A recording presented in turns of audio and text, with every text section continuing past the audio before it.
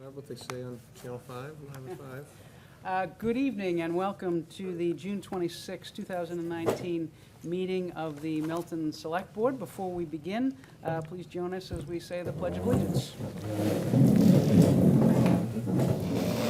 I pledge allegiance to the flag of the United States of America and to the republic for which it stands, one nation, under God, indivisible, with liberty and justice for all. Whoa. All right, thank you for that.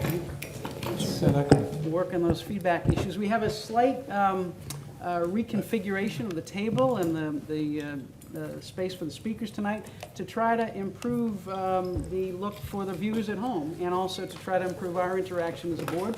We'll see how it works and maybe we'll do the same or do different next time based on how it goes tonight. So the next item on the agenda is item 3, Citizen Speak. And do we have anyone here for Citizen Speak? We do, Mr. Sheffield. And I will ask if you could just sign in and put your address in. I'm sure you've done this before, Mr. Sheffield. Good evening. I'm Bob Sheffield.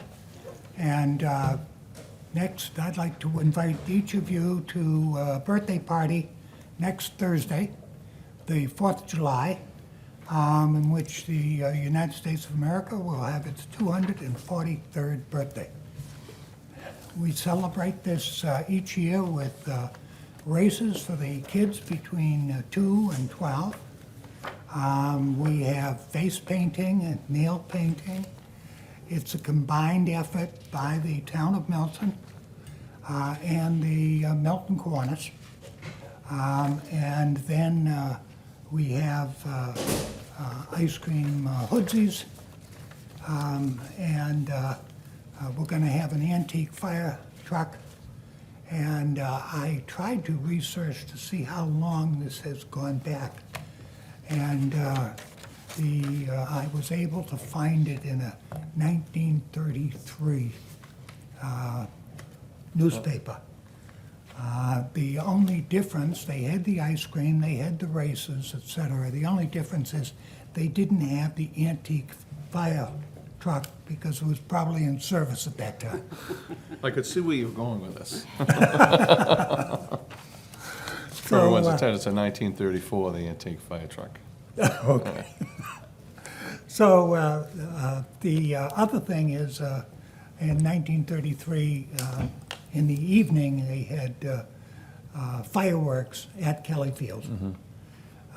And they had that until Dr. Lyons' house on Windsor Road got a little fiery with one that went off either early or late. But this has been going on for an awful long time. We've had the selectmen there, and I invite the selectmen this year. I remember about 25 years ago, I think John Michael Shields and Marion McGettrick? Marion McGettrick, and boy, that was a race in which they had the elbows out. But I hope you can come. It's a lot of fun. We have a couple hundred kids. Elizabeth Thomas is going to be singing the national anthem. And if any of you can make it, I'd ask you to come up and lead the Pledge of Allegiance. And I want to invite all the families in Milton that have kids between 2 and 12. Some of the funnest, if that's a word, races are the 2-year-olds. And sometimes we sneak in a kid that's a year and a half if he can walk. And the whole idea of it is just to have a good time and give something that the kids will remember for celebrating the national birthday. Time again, Bob? What time did you say it 9 starts? o'clock. Okay. It's at Kelly Field, Brook Road, and Standish. And the park department has been very helpful. And again, you're all personally invited, and everybody in the town is invited. Thank you, Mr. Sheffield. It's a great Thanks, event. I Bob. had a very memorable three-legged race with Elizabeth Thomas one year, and thankfully there's no video of it because You didn't win. we didn't win. We didn't win. But we tried hard, and we were in sync, but we just didn't quite make it. All right, anyone further for citizen speak? Seeing none, moving next, confirming future meeting dates. We have dates set for July 17th, July 24th, and then our next meeting dates in August, if we continue on the second and fourth Wednesdays, would be August 14th and August 28th. So I suggest we keep these on the calendar. Tony mentioned at the last meeting, we may, if we don't have the necessity for it, we may decide not to, but is there any issue with any of those dates? Well, I won't be here, I think, on July 14th. August 14th. August 14th. August Sorry, 14th. that's And, what I and meant. I won't be here on August 28th. Right, I won't be Okay. here on the 14th. All right, so do we want, so we can do a couple of things. One, we can try for August 7th and August 21st, or we could pencil those in. And actually, that would be, from July 24th, that would be 2 weeks from, if we did August 7th and August 21st, just, again, penciling those in. How do those work for people? That's what I Well, had, so it works okay. for me. I can live with that, Okay. but to Mr. Farrington's point, I think maybe if we can do a big meeting on July 17th, maybe we take the 24th off. Yeah. Maybe we have a one-meeting month, if that's possible. Yeah, we'll see. I think the idea is we'll see how we do on the Okay. 17th, All right. and then if we don't need it on the 24th, then we won't do it. 7th and 21st are fine for me. Me too. Okay. All right, so the 7th and the 21st. A whole summer just went by, just Any- like that. I'm sorry? 30 seconds. A whole summer just went by That's in right. 30 seconds. All right, so moving on to the next item. We are up to item 5, an update on the Traffic Mitigation Committee. And is Mr. Mullen here, the Chair of the Traffic Mitigation Committee, to provide that update? Mr. Mullen? Members of the board, Mr. Denny, thank you for inviting me. You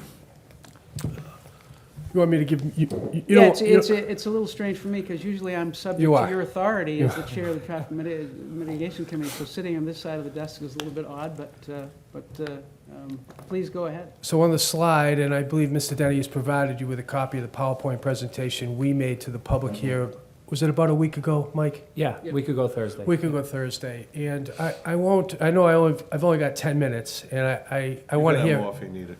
Okay.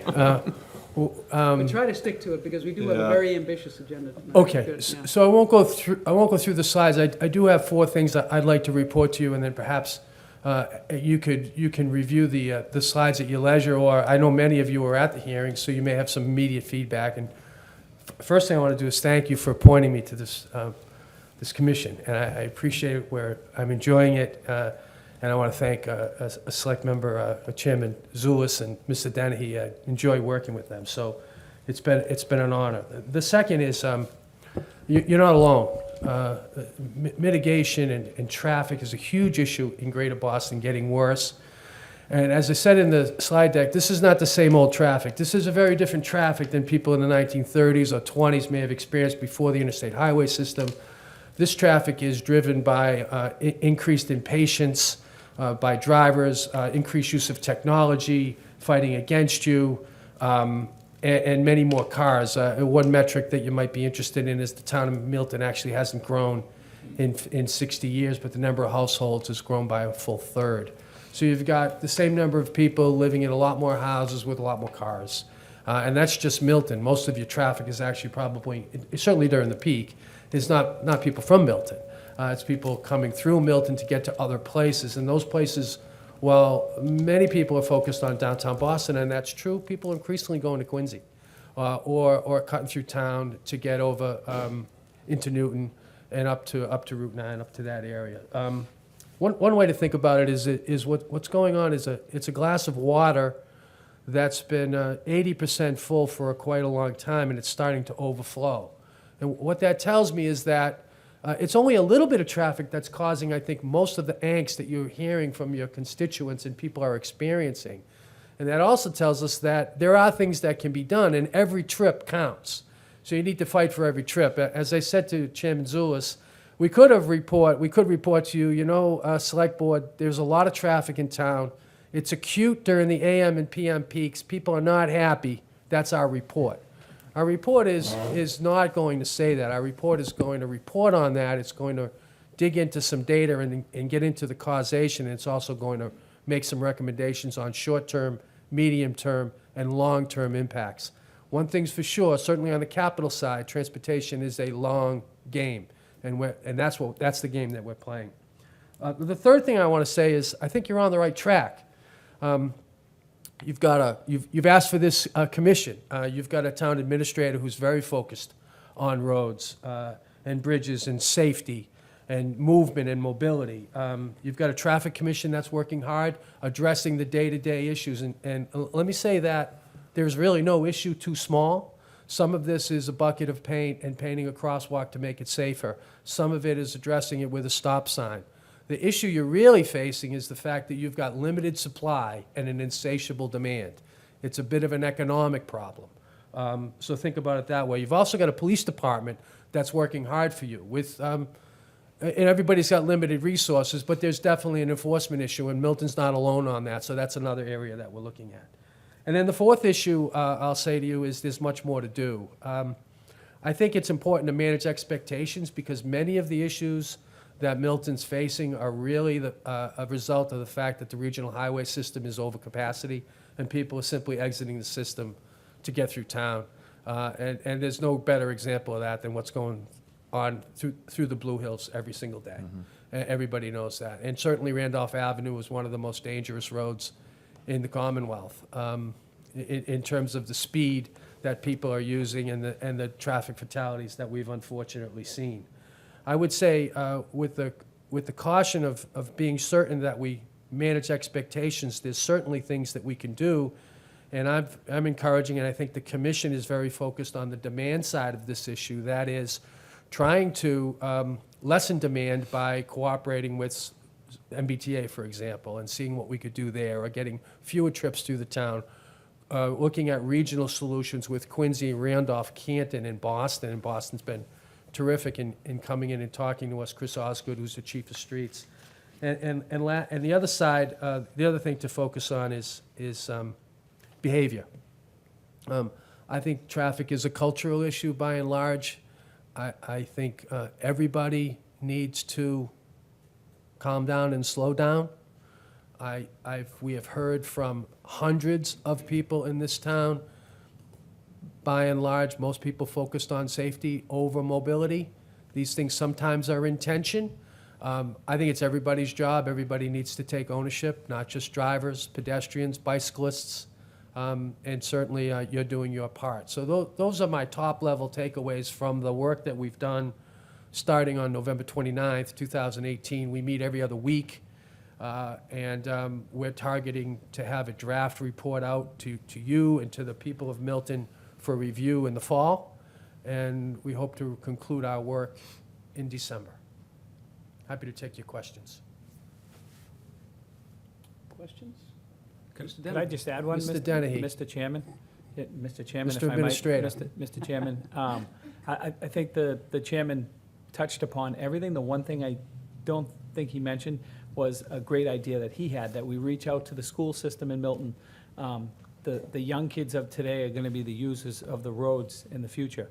So we coordinated an effort where we're going to go up to Milton High School in September when classes come back in, and one of the classes are going to capture a survey and collect information as to what that age group thinks of traffic and what traffic means to them.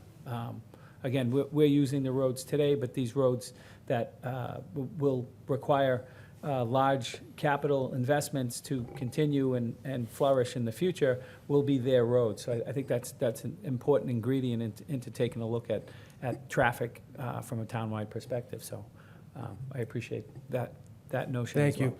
you. Yeah, that'll be fun.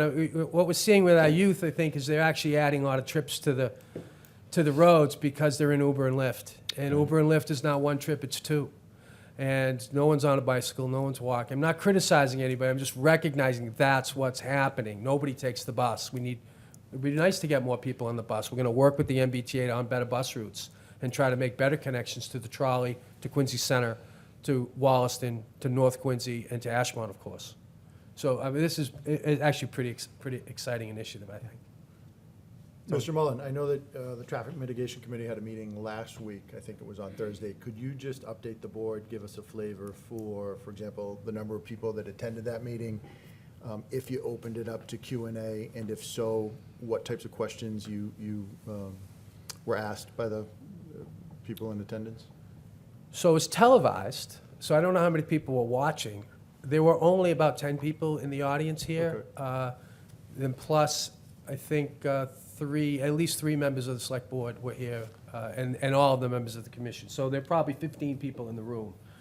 The meeting went about 90 minutes, perhaps. We went through the slide deck. It was mostly presentation. We did open it up to Q&A. Most of the questions are personal.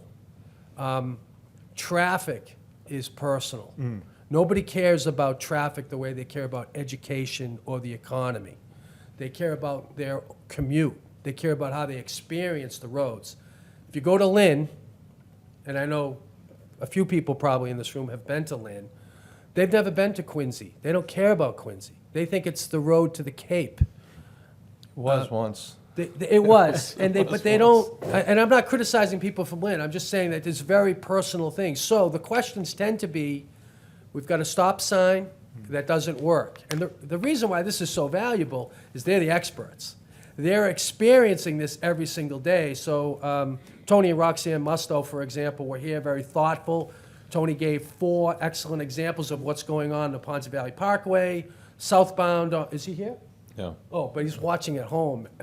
So I would, The town engineer is here. We town had these engineer- conversations this week about what Mr. Musto brought up. so. As an example, so the Mustos have been living with us on Milton Street for the 25 years that they've lived on that street. They're seeing a lot of cars coming over from the old Stop and Shop site in Hyde Park, coming over Paul's Bridge, and instead of getting on the Ponce Valley Parkway, are heading up Milton Street, where they shouldn't be. So he's asked for some replacement of signs. So this is really critical feedback from my perspective, because it's these small things that I think additive are going to make it a safer and a better traffic pattern, better mobility for us. So that's an example. We did not see, and really haven't seen, any big game-changing recommendations. The first hearing we had, which was earlier in the year, was very well attended, perhaps 60 people or so. A little bit of how the town has changed over time, but still a lot of personal feedback, and Mr. Dennehy's made a list of that, and much of that's been informed. I didn't say it, but we've got a wiki page on the website, and a lot of people have visited this. We've had a lot of hits, a lot of good ideas, and making a list, and we're taking that to the Traffic Commission, and doing, the town I know is doing what it can within the available budget. So I'll just elaborate. A lot of what's been going on in the last 8 months has been data collection and gathering ideas. So the data collection has taken the form of the wiki. Right. And we've had, 400? Almost 450 as of today. 450 people get on there and give their thoughts and comments. We had the 2 public meetings, and then during our meetings, through the initiatives of Mr. Mullen, we've had a lot of outside experts give us feedback and ideas, and so that's really, as I see it, it's really been a data gathering and an idea gathering in the last few months, and now we got to try to pull all that together in the next few months. I don't know if, Jeff, I don't know if I overstepped my bounds as just a member of the committee to. Oh, it's a big tent. The committee has a big tent theory. Well, I think that wiki map has been a real short-term success for the committee as a whole. I think that was a great idea, and I think that the feedback that it is able to provide, residents of the town is the proof is in the pudding. I mean, just the number of hits, you call them, the number of hits that you get, I think, is indicative of the fact that it allows people to provide feedback, with a click of a button, and again, provide you the data you need to make informed decisions. Did the dialogue or discussion at any point shift towards how this is? We're doing everything we can as a town, but it's really a broader regional issue, and it's everyone's going somewhere, and they're moving through maybe 2, 3, 4 towns before they end their commute, and it's really a regional thing, and it's, did that discussion, I think Take people place? recognize that. Yeah. That was part of the presentation. I don't think people dwell on, I don't think people tend to want to stand up there and say, there's nothing you can do, you really need to talk to MassDOT. Yeah. I think MassDOT's got all it can handle with the issues that it has. But I also know that it's a key part of the solution, and that the issues that plague Milton with respect to its mobility and congestion, mostly in the peak hours, are not completely solvable by this town. They're just not. Right. But I don't think the answer is to not do anything, and that's where the commission's headed, So thank you again for all your work, and clearly the Traffic Commission part is something I'm very familiar with. You definitely touched on an item that I've known for some time, and many people don't realize this. So one of the issues in Milton is that for all the public ways that comprise our community, they come under 3 jurisdictions. We have the roads are under the jurisdiction of the town of Milton. We have the parkways, which there are several, which are under the jurisdiction of the DCR. And we have Route 138, Route 28, and 93 Interstate, which come under the jurisdiction of MassDOT. And coordinating amongst all that is difficult. You mentioned very few people, you're the first person, you may be the first person I've ever even heard mention this. Hillside Street, Blue River Road, Unquity Road, Chick were built for passive recreation, passive viewing to visit the Blue Hills. That stop sign at Hillside Street, Blue River Road, on a PM commute, backs all the way beyond the barracks, down to the split, up Chickatawbut. On the same thing, Chickatawbut now coming from Braintree, from 28, people trying to miss that whole 93 Route 3 corridor, backs all the way past the reservoir, sometimes over a mile. And in the AM commute, and this is the most common one I've seen, and is the most unusual, and my wife, who commutes to Cambridge every morning, has mentioned to me, and I've watched it a dozen times.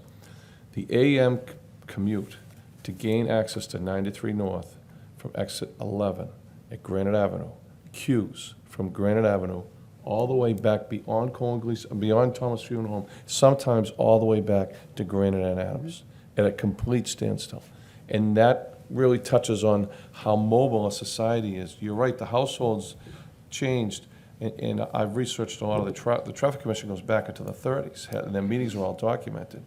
And even when I went to the high school in the 70s here, hardly anyone had a car. It'd be unheard of to have a car to drive to school. You'd be the coolest kid in the block to have a car.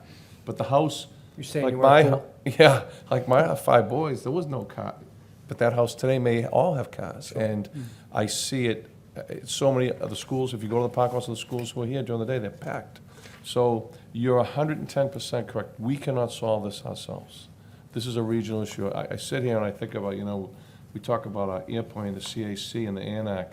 Maybe we need a CVC, citizens vehicle, because it's everywhere. And you're correct, it's Uber and Lyft and all that. So I know that you're taking on a monumental task, and one that truly in my 10 years as Traffic Commission Chair could be because you're right, it's easy when it's a coat of paint or a stop sign. Mm-hmm.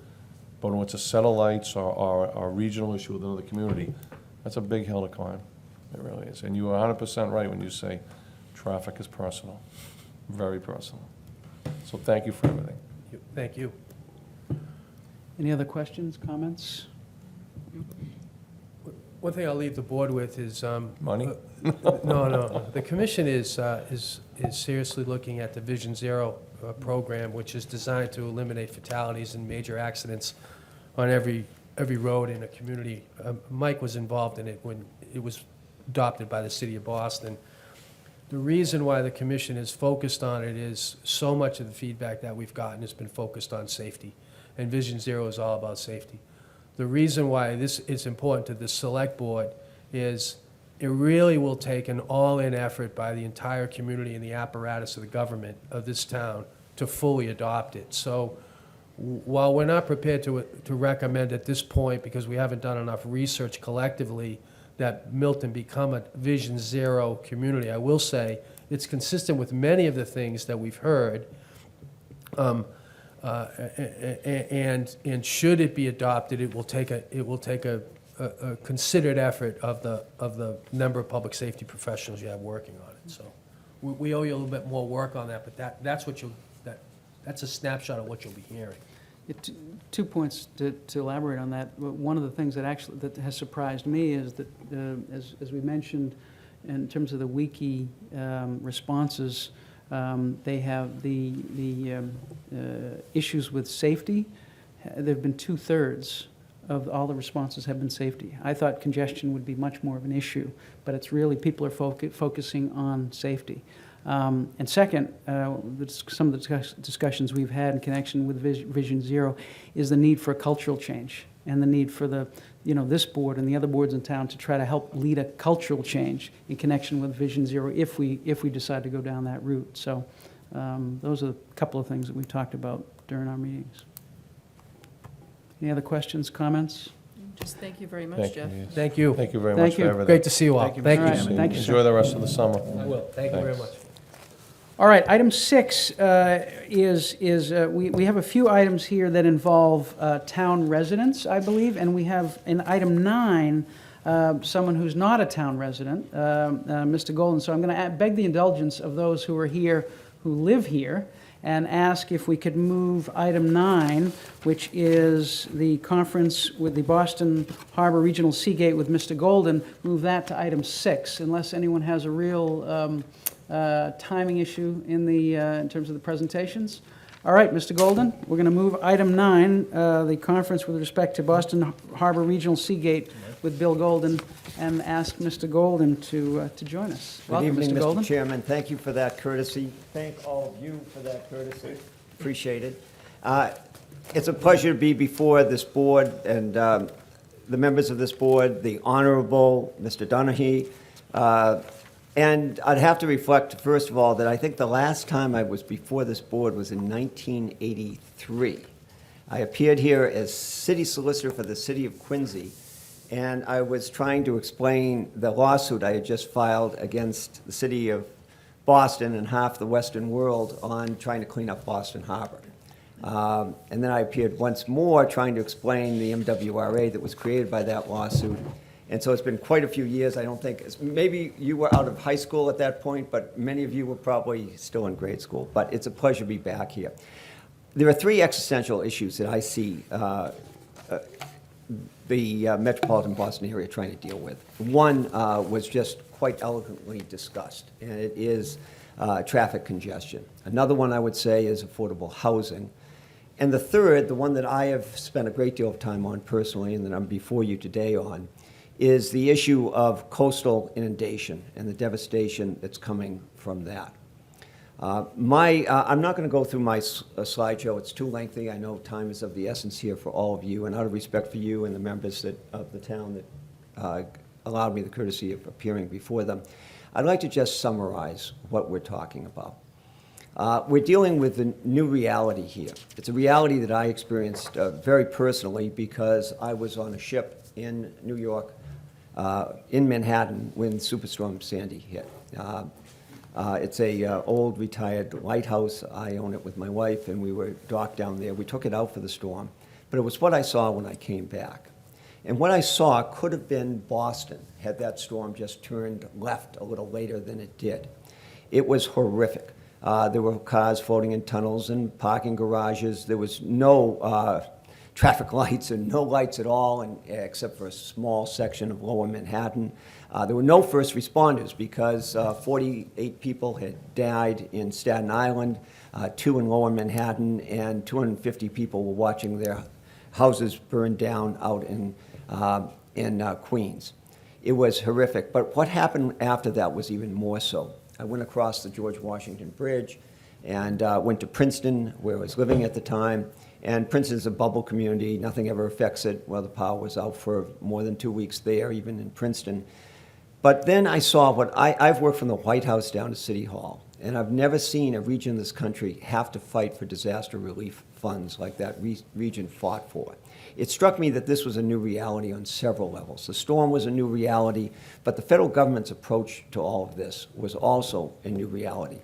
What happened after that was when the money arrived, the real tragedy occurred, because over $60 billion was received, and it was spent almost exclusively on rebuilding infrastructure from the 1930s, 1960s, homes and buildings in their same footprint, with the same structure. There was very little creative resilience built into that. And if you've watched the hurricanes on TV, you begin to understand why.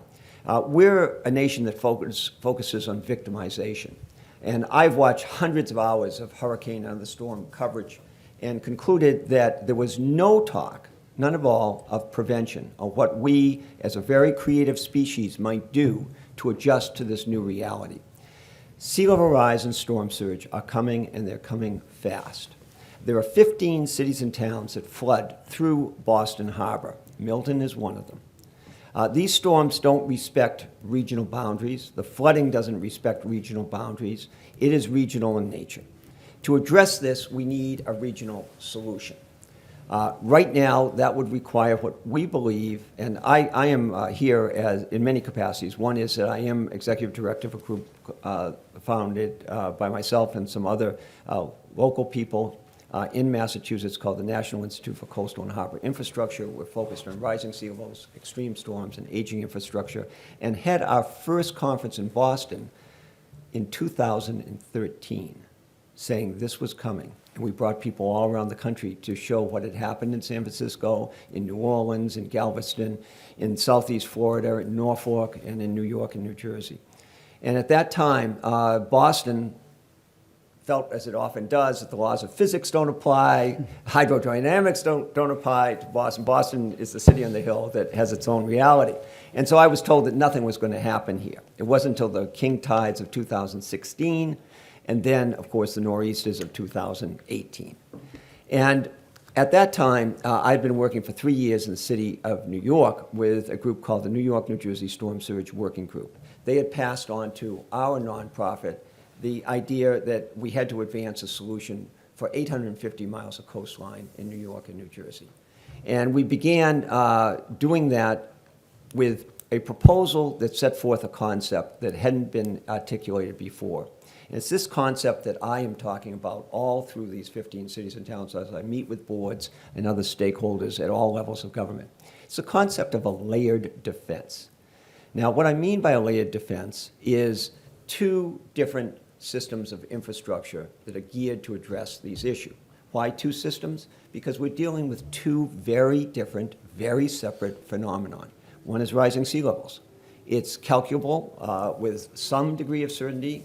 Catastrophes could occur, but most everyone agrees now that there'll be a sea level will rise in the remainder of this century about 4 feet. Storm surge is another phenomenon altogether. Storm surge is very unpredictable. It can be said to be the result of storms that are increasing in frequency and increasing in their devastation capacity.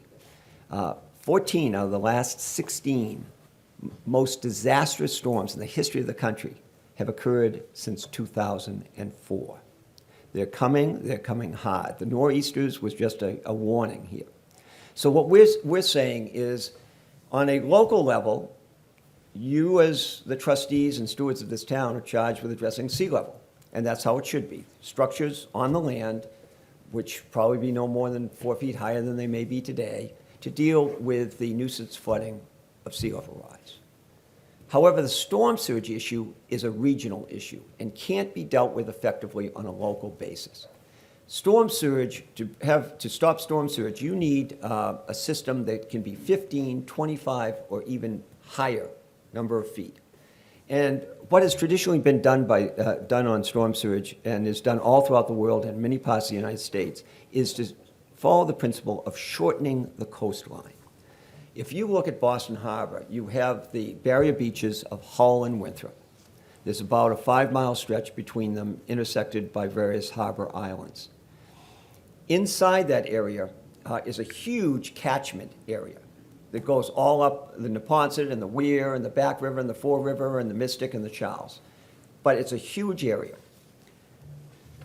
What the Dutch would say is shorten the coastline. Put a system of sea gates between Hull and Winthrop and close them on the last low tide before a storm hits.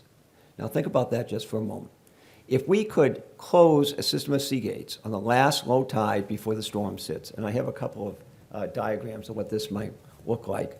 If you go to, I don't have control of it, but there are a couple of charts of Boston Harbor region. That system would make it all throughout the 175 miles of Boston Harbor towns, low tide or a little above it, never even reached a high tide. So in that situation, you would be protecting with one system everything from storm surge. Those are just could we stay in New Bedford? Just keep that up there for a moment. So what we would do is have a layered defense. A regional system for regional storm surge, local, much shorter seawalls for sea level rise. In order to do this, we need the cooperation of 15 cities and towns. I was elected official, a state senator for 3 terms representing Weymouth, Hingham, Hull, Cohasset, Marshfield, and Duxbury. Been an elected official, and I know that elected officials like yourself only have the authority that you get from a broad support of public and private individuals and authorities that are concerned about an issue. My mission is to go out now and build that support for this layered defense approach to the extent that we can succeed in having a full, in-depth feasibility study of this layered defense option. It has not been done here. It is, in New York, we have had great success. We're at the 3rd level of a Army Corps review process. We started there with everybody saying, this has been discussed, it's out the window, nobody cares about it, it's done. We are now included in a $20 million study by the Army Corps, and the states are looking at it independently. It is our intent to do this in Boston, but we can't do it without the help of the 15 cities and towns that are involved. So with City of Quincy's initiative here and support, and the support of other communities, we are putting together 2 organizations. One, we're replicating the organization that works so well in New Jersey, a storm surge working group for the Boston Harbor region. This is a group of government officials, scientists and engineers, community activists, academicians, lawyers, urban planners, architects, getting together to be informed, educated, and organized around this issue as a public base of support for supporting this study. The second group is a much different group. That is going to be composed of municipal officials only. It's a group that will be the Municipal Regional Coalition, and that group will be focused only on one issue. Unlike MAPC or the Metro Mayors, this is going to be focused on whether or not we can come up with a proposal that can be submitted to the Army Corps and to the Commonwealth of Massachusetts as a non-federal partner, such that this layered defense can be studied. We're not saying it is definitely the solution, although many people think it is, but it deserves to be studied, has the merit to be studied. In New York City, the mayor in New York City, Mr. de Blasio, who now has a 74% negative rating in his own city, has chosen to go another path. They're trying to combine storm surge and sea level rise and build a 20-foot wall around Manhattan. It was called the Big U originally. They gave up on one side of it, it became the J, then they broke it up in 4 parts, it's the broken J. As a result of trying to build only perimeter solutions to storm surge and sea level rise, and I'm reminded of another case in which people had 2 phenomena and tried to combine them, and that was wastewater and drainage, and the solution was CSOs. That didn't work out so well. And we have the same kind of approach here. If you try to combine these, nothing happens because you're not acting as a region, you're not trying to see the difference in the phenomenon. And right now, in New York, almost 7 years after Sandy, the city of New York, following a perimeter-only structure, go it alone as a municipality for both sea level rise and storm surge, hasn't protected a single residence or a single commercial building. Not a single one in 7 years. People are wild down there. They're waiting for the next Sandy, and they're expecting to be hit as hard as they were last time. We have an opportunity now. If we study this, there's going to be at least $1 trillion infrastructure bill that comes out either next year before the election or certainly right after it. It may even be a $2 trillion bill. That hasn't happened in 50 to 60 years in this country. that amount of money will be devoted to infrastructure. It won't happen again for another 50 or 60 years. As someone that was focused on the harbor, we had an opportunity once to get 90% federal funding for the building and initial operation of the MWRA facilities. We didn't act early enough. We ended up paying for it all ourselves, essentially. This is a very similar situation. The Army Corps covers 65% of the cost of this kind of regional system. The other thing that this regional system does, if we can go back to New Bedford just for a moment, there are other communities in New England that have these systems. New Bedford is one of them. New Bedford experienced the hurricane of 1938. And then in 1954, there were two other hurricanes in quick succession. The city was on its knees. All the fish processing facilities in the harbor, in New Bedford Harbor, all of the commercial fishing boats were gone. They were wrecked. Berkshire Hathaway was about to pull out because they've been flooded several times now. Revere Copper was pulling out. It would have been an economic wasteland, and New Bedford was already in serious trouble. What they decided to do is to build this barrier system. And you see it across the mouth of the harbor. What you don't see to either side is a long berm that extends at the same level well into the community till it hits the same elevation. That was built for $16 million in the 1960s. They put in 65 slips for commercial fishing boats there. Today, there are 450 commercial fishing boats in New Bedford because of that barrier. They put out a higher dollar volume of product than any port in the entire United States and have for the last 17 years. Higher than Alaska, higher than the Gulf. We've done the same thing in Stamford, Connecticut. Sandy hit hard in Connecticut. Darien, Greenwich on their knees. No light, no power, the wastewater treatment's flooded. Stamford had a surge barrier. The lights never went out. There was no flooding. And they were smart because they realized with a surge barrier, you can develop economic development much closer to the coastline. So what in New Bedford? Well, they've produced a safe environment for their community and for the fishing industry. What else have they done? They qualify as an accredited facility under FEMA flood insurance. That means that behind that barrier, they're zoned as an X zone. What does that mean? That no business and no residence has to have flood insurance. They are exempt from mandatory flood insurance. Take the 15 cities and towns in Boston Harbor and think if we could exempt, because not just to take them out of the system if they need it otherwise, but they wouldn't need it. Imagine it being low tide in any storm, and the only thing they're dealing with is sea level rise. There's no devastation, there's no rezoning, there's no changing every single structure to put the mechanicals on the roof, to have sacrifice the first floor and the basement. It's a whole new ballgame. Finally, when you look at this from a development point of view, and you look at what just a perimeter structure would do, what's on the outside of that structure? Everything that uses the water, Connolly terminals, all of the ferry systems, all the recreational boating facilities, anything that's marine transportation oriented is outside the barrier and will get devastated every time there's a storm. Eventually, they won't be able to get insurance. Eventually, they'll move someplace else, and eventually, that business is gone. So we have this opportunity now. My ask is for you as a board. What we're missing in terms of so many issues in this country right now is the political leadership that's necessary to create the political will to take action. We are a species that have the divine spark of both free will and curiosity that's led to technology. What I'm talking about is off-the-shelf technology, nothing new, used all over the world for a very specific purpose, and that is to prevent the inundation of 15 cities and towns that are the economic lifeblood of this region.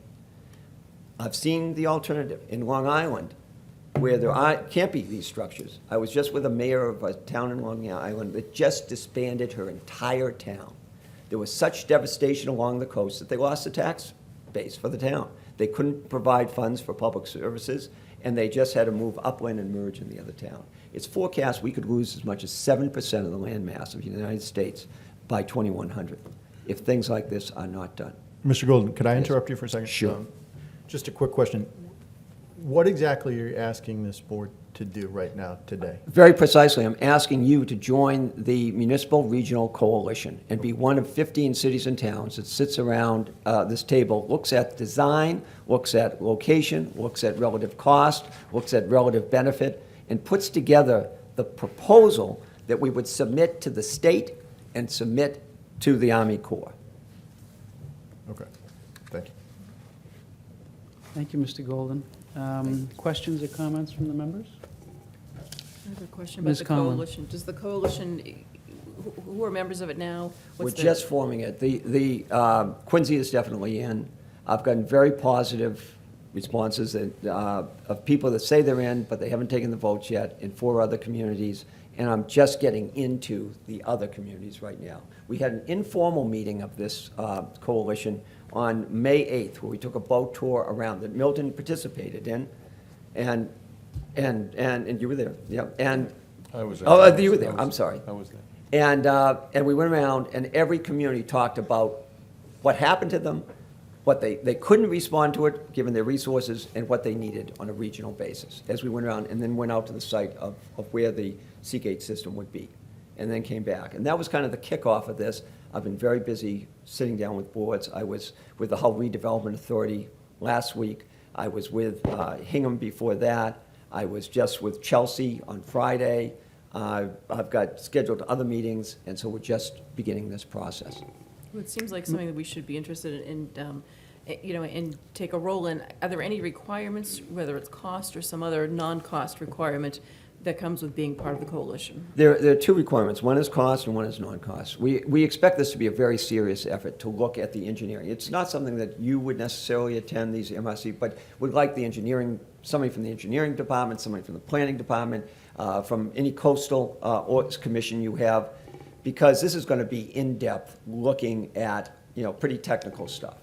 The second is we need financial support, and we've graduated that from communities. For example, Quincy has put in $100,000. I'm asking Hull for $25,000. I'm asking Hingham and Milton and other communities that have more limited waterfront for $10,000 apiece. It's my intent that we won't be back asking for more, that we're going to try to put this together very quickly and then get the next level of funding from the state. That's the intent. When are you looking for an answer? As soon as possible, because we're trying to move very fast. If we're going to do something this year, we've got to get as many towns in as quickly as possible, focused as quickly as possible, and move this forward. And of Mr. the- Wells? Oh, So of the 15 towns that you mentioned, you touched upon it earlier, but which communities have committed to this? Only Quincy has committed, but I expect in the next 2 weeks to have 3 others committed. Again, I'm just starting out. Mr. Wells? So to your credit, I did attend that gathering you had. That was news to me. Michael actually spoke. It's clear you definitely had all the right players, both municipal, state, scientists, some very big players as far as those who've worked at the Cashman Company, those who've been involved in this.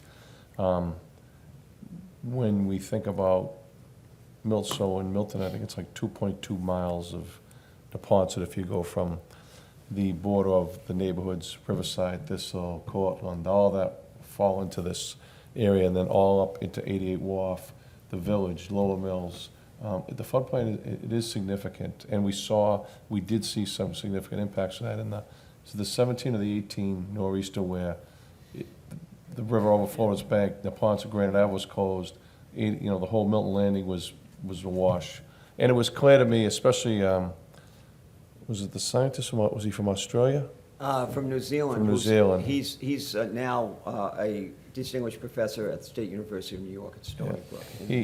He definitely, people don't really think of storm surge, but I do get the point. When someone says to me a 4-foot level in sea rise, that got my attention right away. Like, just thinking about community, because we've really never seen anything like that, but I understand why we're included in this and the impacts it could have. So I'm fine with it. I don't know how the board members feel, but I clearly understand why you're here. To Mr. Golden's point, when he was at the Senate, 25 years ago, Boston Harbor and all its tributaries were declared dead. And our water system and sewage system was in a very critical part, which is where the MWA came from, the successes of Boston Harbor and its tributaries today, and creation of the Harbor Highlands, the National Park Service. I mean, I just look at our own Neponset. I think I read just recently, it was like in 1954 or 50-something, it was deemed so polluted then, it was, you couldn't swim or put no recreation or anything. And I didn't ever knew that. But you definitely have, you're taking on something big. I do understand that the New Bedford Act, you're 100% right. That 400-boat fishing fleet was in Boston 30 years ago. And today we don't, when Boston is no longer a fishing port. It was a massive fishing port in the Seaport District, and all that has shifted to New Bedford. So I hear where you're going. I don't know where my colleagues are, but I 100% appreciate what you're doing and support, and hope that we will take a step towards this. So let me suggest this. We now have the information, we now have the requirements and the obligations. Perhaps the members can take some time to consider it, and perhaps we put it on for further discussion and vote at the July 17th meeting. Is that acceptable? Yes. Go ahead. And then, Mr. Farrington. Well, I would actually move to extend it out a little bit further, to do a little bit more due diligence. I'd like to chat with some more people and research it a little bit further, frankly. Okay. All right. So, so we July can. 17th is 2 weeks away, and I think that that's a little too premature to weigh in on something like this. Fair enough, And fair I enough. would have one question for you, Mr. Golden. If we were to support this and join this effort, is it conditional upon both, you referred to earlier as costs and non-costs? So it's time and money. That's right. Could we join and put together a delegation and attend meetings, or is it the delegation and what you were proposing in terms of the hard costs, $10,000? You're welcome to attend the Storm Surge Working Group. Anyone can come in there. But to have a seat at the table, it's only fair that everybody, contribute to this support of this and getting it going. Of course. So you wouldn't have a seat at the table in terms of determining the structure, the design, the location, cost, issues like that. And there are many locations and designs that people are looking at, and it's fundamental to do that, to really have a sense of this. And it's also, these are all local value decisions, and I think you're smart to take time to look at this. In fact, I would offer to meet with you personally at any time and go through this in great depth. 100%, and I would encourage that, and I would take you up on your offer. Please don't misinterpret my No, pointed no. questions as me being non-supportive of this. Quite the opposite, in fact. What I would like to see happen over the next couple of weeks is to see where these other communities stand and where they are in terms of joining this coalition. And I think that 2 weeks isn't enough time in order to see that. But there's no question, as Richard touched upon earlier, that storm that we had back in 2018, you go down to Milton Landing, nobody wants that again. So anything that we can do, particularly as a board, to mitigate that or alleviate that, to the extent that that's possible, is something worth exploring. So I'm 100% support of that.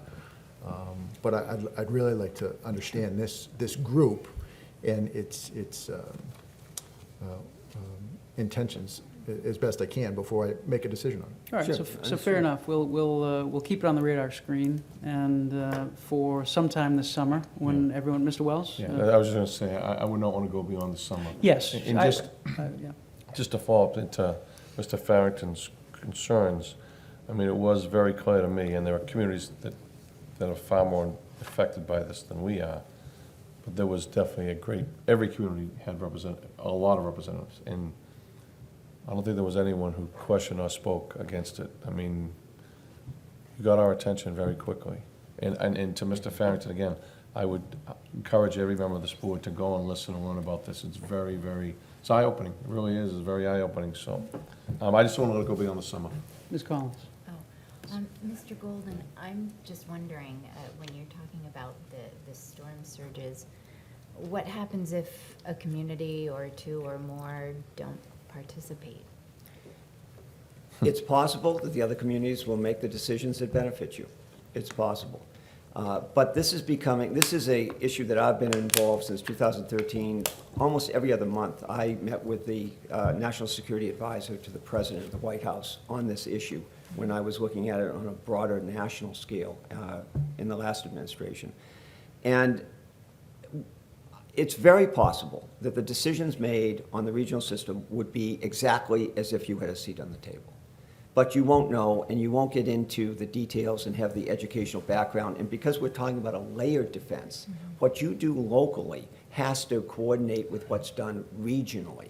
And that's the most important reason to come. It's not even the decision-making, it's understanding how you can make your value judgments and your capital investments so they integrate together. And the only thing I would say is that this is not an uncommon question, who else is in? In fact, everybody I've spoken to has said that.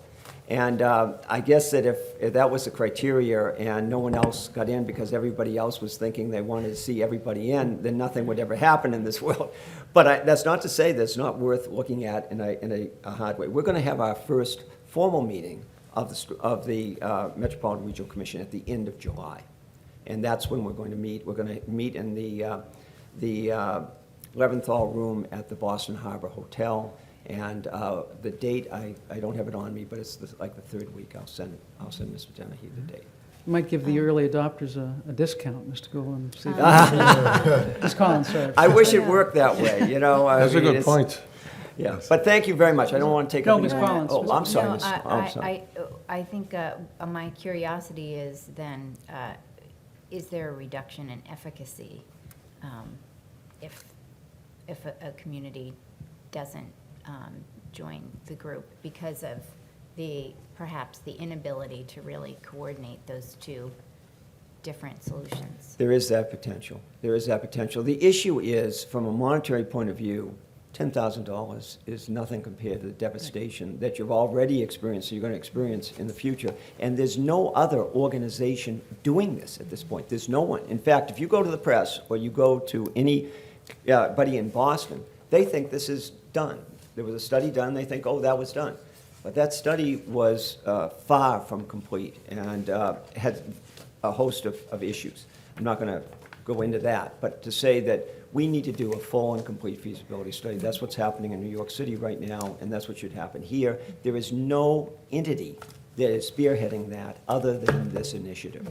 And that's why I'm involved in it. Ms. Conlon, and then Mr. So Wells. I was also going to suggest the July 17th agenda, but in light of Tony's comments, I think it should be on the first August agenda because it is an important issue. Sure. And I think we should move fairly quickly on it, and that should give us enough time to get our questions answered. And hopefully maybe the town administrator, his designee, might be able to attend that meeting at the end of July on behalf of the town. Sure, absolutely. That would be. And our engineering director is here too, so perhaps if he has any questions, he could connect with you. I believe he might have been, Did you go? were you John present Thompson? at the July meeting we had in Quincy on this? Oh, you were not. There was a Bill representative Clark, from the Milton. town planner, The was plan. joined myself and Select Board Member Farrington. Yes. Mr. Wells. So just to your point, and to the previous speaker, Secretary Mullen, and to a speaker to come up later tonight, our CAC rep, think about how vital this would be if the beginning of the airplane noise fight, someone came to us and said, you know, why don't we read, and looking just in the traffic, as we're just starting to talk about regionalization. To Mr. Golden's point, he's looking at the regional coalition right away, and at $10,000 the minimal buy-in for the effect that this could have on the region, not just our town. So I'm fine. I agree with Katie. I'd be fine with it at the first August meeting. Great. Anything else? Mr. Golden, thank you. This Thank has you been very much for the time. illuminating Thank you, and all eye-opening. the members. Great. And Thank you very again, I much. would be pleased to, I think you can get my number, we'll sit down over coffee or whatever, and I'd like to go through my whole presentation. I would enjoy that. and That would be, I would enjoy it too. I will be at that meeting in July. I look forward to it. Thank you very much. Thank you, Mr. Golden. Thank you. Thank you very much. Moving on to item 6, and I want to apologize to our environmental coordinator because she, although a town employee, does have a long commute, so I do apologize for delaying you. So item 6 is an update from our environmental coordinator, Hillary Waite, on the town's stormwater management program and grants. Ms. Waite, I apologize for keeping you. My commute has shortened recently, so thank you. Okay. Luckily, it'll be a little bit quicker this time than it has been in the past. All right. So, hello, select board members, thank you for having me. And yes, while everyone is thinking of flooding and has storm surge and the potential impacts of climate change fresh in their heads, I would like to update you all. In late April, I was here by proxy. Mr. Dennehy provided a letter of support asking you all to sign in support of our application for a Municipal Vulnerability Preparedness Grant, or an MVP grant from the state. That was a grant to conduct a vulnerability assessment for the town, assess our vulnerabilities to climate change, not only those physical and infrastructure vulnerabilities that flooding and storm surge could pose, but things like public health impacts, what additional heat or disease vectors could impact Milton residents, things like that to think about as well. And we did receive that grant from the state. I'm excited to report. So hopefully in the coming fiscal year, we will get together, perform that vulnerability assessment workshop, and hear from our community on where we can focus. And I'm very excited about that, because that's a pretty new program from the state, and they're looking forward to having many municipalities participate and consider what we can do in advance. How can we plan ahead? But what I'm also here to talk about is Milton's clean water programs, mostly our stormwater management program, which is required by the US EPA under the Clean Water Act. The section is called the National Pollutant Discharge Elimination System. It doesn't sound very amazing, but it is. So EPA requires communities with a high population density to assess and reduce water pollution from our storm sewer system. That's every catch basin, manhole, and drain that you see when you're driving around town, and they're all, especially in this rainy weather, getting very, very, very high levels of water going in. EPA requires us to do kind of a lot under this program. They have 6 main minimum control measures, but to sum up, we are expected to do a lot of public outreach and provide opportunities for the public to participate in water pollution reduction. We are required to develop and execute an illicit discharge detection and elimination program, which is exactly what it sounds like: find improper connections to the storm sewer and eliminate them. We also are required to require construction developers, both new development and redevelopment, to ensure that during construction they have the proper controls in place to make sure that there's no excess sediment entering any of our waterways, and that after construction is built, there's not an additional stormwater impact caused by development of impervious area. And the last big requirement is keeping our own house in order, making sure, as we are large operators ourselves, the DPW, the cemetery, especially making sure that as large operators, we are also not contributing to water pollution. We keep our vehicles clean, we keep them from leaking, we control our own stormwater pollution wherever we can. Rather than go through every single bit-by-bit point, I want to talk about the highlights from this past year. So starting with the recently completed construction of stormwater best management practices at Wendell Park. There's 6 new tree filter boxes over at Wendell Park. And at the police station, there is an almost complete set of infiltration basins. Those allow water runoff from the police station parking lot to infiltrate into the groundwater before it enters Unquity Brook, preventing sediment, phosphorus, and bacteria pollution. We are also continuing work with the Neponset River Watershed Association to bring clean water curricula into the Milton 5th grade classrooms. We have contracted with an engineer to help screen for illicit discharge in the storm sewer system, so that's our detection and elimination program.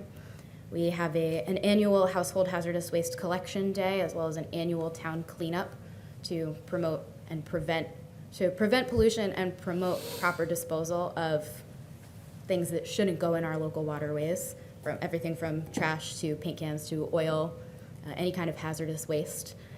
We developed stormwater pollution prevention plans for the DPW yard and the cemetery, so both of those facilities have vehicle maintenance garages. We've made sure that those facilities accordingly have plans in place to make sure any potential pollutants are properly labeled, stored, kept under cover, made sure to not have them sitting, next to a drain where they could wash in and, again, pollute our waterways. We also received that MVP grant. The bonus highlight to the MVP planning grant means that after we complete our vulnerability assessment, we become an MVP designated community. And then in every future grant application, when we ask for infrastructure funding, they have a checkbox that says, are you an MVP community? We can check yes. And that boosts our grant eligibility for other grants as well. Next year for the stormwater management program, just the what you can expect in the near future. We're going to continue our public outreach. We have a planned meeting with the Milton Neighborhood Coalition. So instead of having to go to every neighborhood association and say, hi, hello, I'm Hillary, this is the stormwater management program, I can go to the Neighborhood Coalition and say, hi, this is what we're doing. Very, very similar to what we're discussing right now. And we are continuing to monitor our outfalls, measuring the quality of water entering our storm sewer system. That's how we locate our illicit discharges. We will finalize our written good housekeeping operations and procedures. Any of the other written plans that we're required to submit, we'll finalize all of those.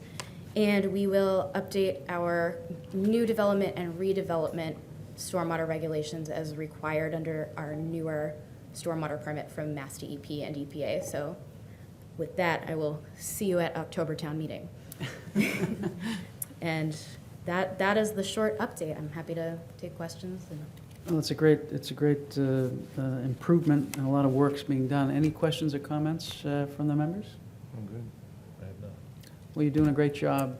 Please keep it up. Obviously, we're making a lot of strides in that area, so thank you so much, and thanks for the report.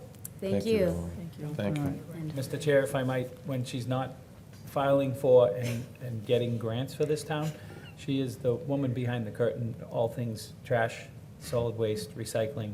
The recycle carts you see at everyone's home is thanks to Hillary. The grant we got back paying for half of those carts is thanks to Hillary. All the work done to change momentum and get us to a 5-day collection is Hillary.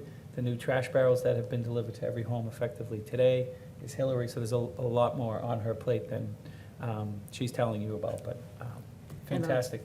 And on top of that, she's going to be doing the educational campaign on the plastic bag ban, right? So Yes. a lot of efforts on that, too. Thank you, Hillary. Yes, so look out for it. For folks watching at home, bring your own bag, starting September 14th. So just a little for the Mr. people at home, has anyone been to the Milton Marketplace recently? Yes. They're already yes. charging, they're Yeah. already charging for Yeah. bags, so. Put those bags in your car and in your, Thank you for all your great work. Thank thanks, you. Hillary. We're going to move to item 7, and then we're going to, without objection, I'm going to move up item 14 because we have Mr. Doherty in the audience, and so we don't want to keep anyone unnecessarily. But we have Mr. Bushway on item 7. So Mr. Bushway, our chief assessor, is going to come up and give his quarterly report. Mr. Bushway, Good evening. good evening. Thank you for having me. Select Board, this is a privilege for me to present my about a 5-minute report, so it'll be fairly quick. If you have questions afterwards, that's great. I want to go just kind of a brief overview about what the office does. I've got some fun facts and figures for you, and then some recent news you may or may not be familiar with. So I'll start off by saying that the assessor's office continues to be a busy and productive department.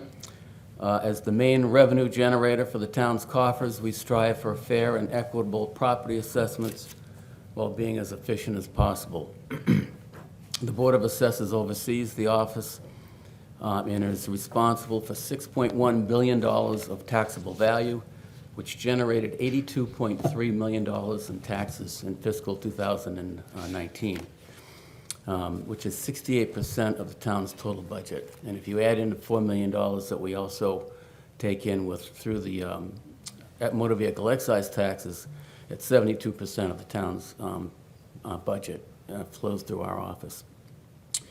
Our 3-person office consists of myself, senior clerk Nancy Shibley, who's been a dedicated town employee since the 1980s, and our new appraisal technician, John Groh, who's started just about a year ago as part of a reorganization of the office.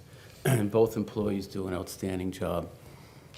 John can often be seen driving the streets of Milton in our new electric town vehicle.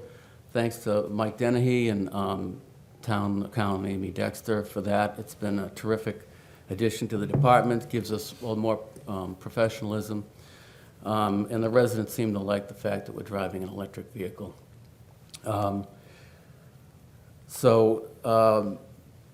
Through that, having John has been great. The quality of the inspections has increased dramatically.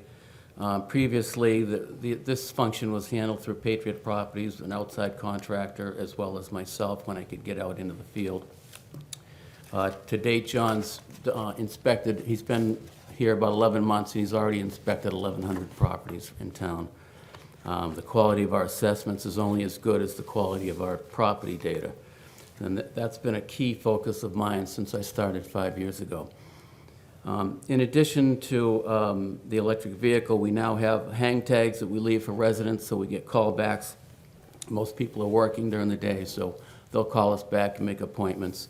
They take out building permits, or they're new residents. We visit their property for sales verifications. We also have jackets and shirts emblazoned with the town emblem. Again, this has added professionalism. It's assisted us greatly in earning the trust and cooperation of the taxpayers in town. By having more emphasis on the inspection process, we were able to add a record amount of new growth tax dollars. Nearly $900,000 was added to the town's coffers through new growth tax revenue in fiscal 2019. Having John on board has also given me the opportunity to perform more detailed analytical functions, such as a complete overhaul of the town's residential neighborhood lands values, adjusting cost and depreciation tables, and developing the income approach to all commercial properties. And many of these functions were previously done or outsourced by expensive consultants. So that's all brought in-house now. One labor-intensive clerical process has been completely eliminated. We now have all of our building permits, which is over 1,200 per year, electronically transferred into our AssessPro software. This saves countless hours of data entry that had previously been done in the office. We've been able to do this by submitting a fiscal 20 budget that's $13,000 under our fiscal 19 budget. Due to these efficiencies that we've created in the office. Some facts and figures I wanted to just present. Within the past 5 years, the average single-family assessed value has increased 26%. Probably no big surprise. Most people know what the real estate market has done, not just in Milton, but in Greater Boston. The average assessment right now is for a single-family house is $713,872. The average single-family tax bill has increased 19% over the past 5 years, and new growth tax revenue has increased 138% as a result of the booming economy, coupled with the emphasis on a building permit inspection process. So that's kind of throwing a lot of numbers at you, but that's kind of the tip of the iceberg. Some recent news you may or may not be familiar with. On May 23rd, the Appellate Tax Board heard cases involving Unquity House Corporation in Winter Valley, residences which are owned by MRE, who are appealing their taxable status. So attorneys John Flynn and Peter Mello are reviewing transcripts currently, with post-hearing briefs due back at the ATB on July 19th. And there's nearly $290,000 in tax revenues at stake with those two appeals. So we'll see how that works out. Milton Academy filed 14 tax abatements in fiscal 19 on the 14 properties that we had on the tax rolls. Under Mass General Law, those properties did qualify for tax exempt status due to the fact that they were faculty housing. So we had to abate roughly $120,000 in property taxes back to Milton Academy. Just this past week, we did receive a check from Milton Academy for $125,000, and I believe that was what they agreed to do for us. And I think going forward, their intention is to do it, is present another check, I believe, in September for that same amount. So it's something we'll keep an eye on very closely. I know the pilot committee has been very interested in that. So last but not least, I want to thank the three-member Board of Assessors, very dedicated group, Chairman Brian Cronin, William Bennett, and new member Robert Reitz, who took over for Jim Henderson just last year. They worked tirelessly and have been very supportive during my 5 years with the town. Thank you for the opportunity to speak this evening. Thank you, Mr. Bushway. It's a great report. Questions or comments from the members? I have one. Mr. Wells? The 900,000 in uptick in new growth, do you perceive something similar to that may happen in '20? It's hard to say. I mean, it's like predicting the stock market. Right. You kind of wonder when we've kind of reached we've kind of ceiling, maxed out. right, when Yeah. the ceiling ticks. So I believe we're projecting 750, and the 5-year average right now is 702. So just a Okay. few years ago, we were in the 600s. So it's we're in kind of rarefied air right now with the 900. Okay, Yeah. thank you. Thank you, Mr. Chair. Tony, anything? I was just curious, touching on Richard's question, as a percentage, new growth, 900,000 on a budget of 100 million, it's roughly 1% of the annual budget. As compared to years past, what has the percentage of new growth been year over year, end over end? Well, it's been growing the past several years as property values increase and revenue increases, but it's probably been closer to 0.5%. The 1% is kind of a ceiling. I do have some, I can leave you with some statistics of, I have, I think, a 10-year history of what new growth has been. I haven't calculated the percent over the budget, but it'd be pretty easy to do. Yeah, I mean, it's a modest figure, I'm sure, no matter how you cut Right. it. I just didn't know if the fluctuation, the variance was, say, between 0.5 to maybe up to 1.5 of the annual budget. The budget obviously grows with each year and so on and so forth. I'm just trying to get an idea. Right. I haven't actually done that analysis, but I'd be happy to do that. Thanks, Paul. Yeah. Bob, did I hear you say that the average increase, the increase to the value of the average single-family home over the last 5 years was 26%? Yes. And the average increase to the tax bill for the average single-family home, the average for the single-family home over the last 5 years has been 19%? Yes. Okay. Yep. A lot of that 19% was due to the override. I believe that 1-year tick was about 7.5%. Okay. Typically, it's about half that, 3.5%. Thank you.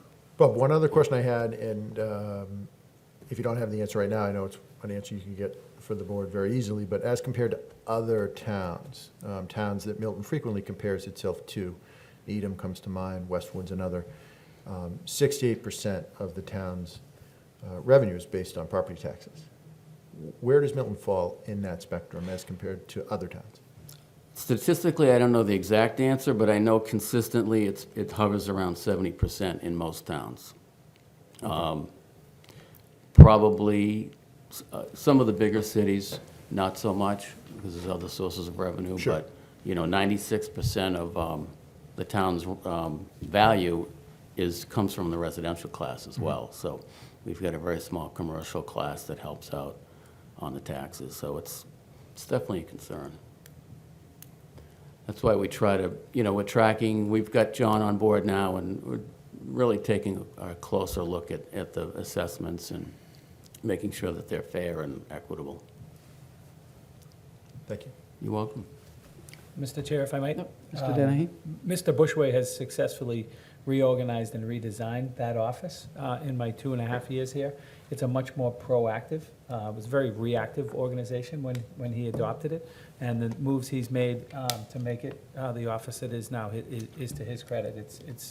It should be looked at as an industry standard, that the work that's being done, to get out in the field, take work away from an expensive consultant and take that work in-house is thanks to Bob and his reorganizing that department, so.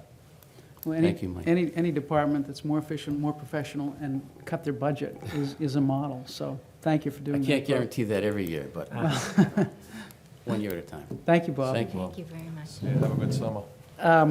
Without objection, I'd like to move, rather than go to item 8, to item 14, because we have our CAC rep here and Mr. Doherty to answer questions about our proposed response and recommendations to the MIT draft study. Just as a recap, this resulted from a meeting that we reported on at our last meeting with Massport representatives and representatives of the Massport Community Advisory Committee.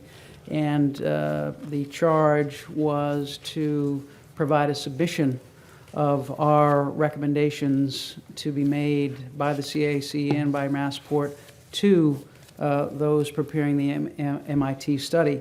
And Mr. Doherty, Tom Doherty, our CAC rep, has taken the laboring oar, along with Ms. Conlon and others in our ANAC, to prepare the response and recommendations. And we have a draft prepared that's been circulated.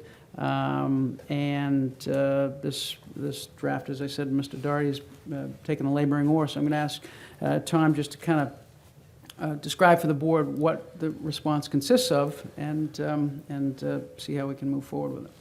Right, thank you. The report has a series of requests and recommendations for Block 2 that really focus on dispersed 4R and 4L arrival path testing.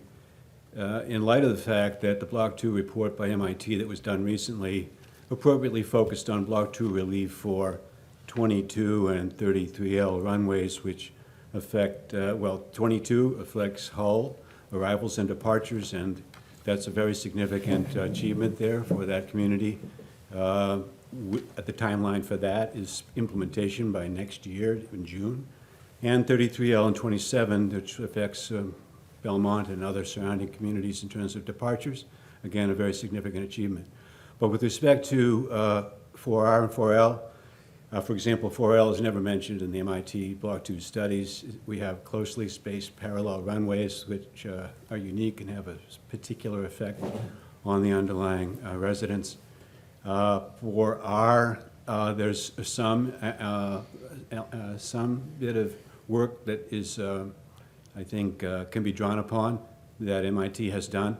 So what this summary attempts to do is to pull together pieces where MIT has touched on areas that could be helpful, but also bring together the real desire that MIT look at restoring the dispersion that existed pre-RNAV, and not merely comparing a change now, as they often do, to the 2017 RNAV implementation, and to look at a variance often on what they would call a Pareto optimality basis, meaning, well, can we make someone better off without making anybody worse off? The issue there is that's not applicable, in my and others' view, in a setting where the initial situation was imposed and wasn't consented to. And so what we want to do is look at methods of dispersion. I won't go through them, but there are 7 different types of elements of dispersion to try to create a family of RNAV paths. That's a phrase that Thomas Reynolds of MIT Draper Labs, not to be confused with the MIT folks who are doing this study, himself said that why not use RNAV to create a family of RNAV paths that replicate the very safe paths that used to exist. All things considered, trying to adapt. And so examples would be taking the paths that go as far to the one side as the 4L JetBlue and as far to the other side as the 4R presently, and interspersing that with greater dispersion.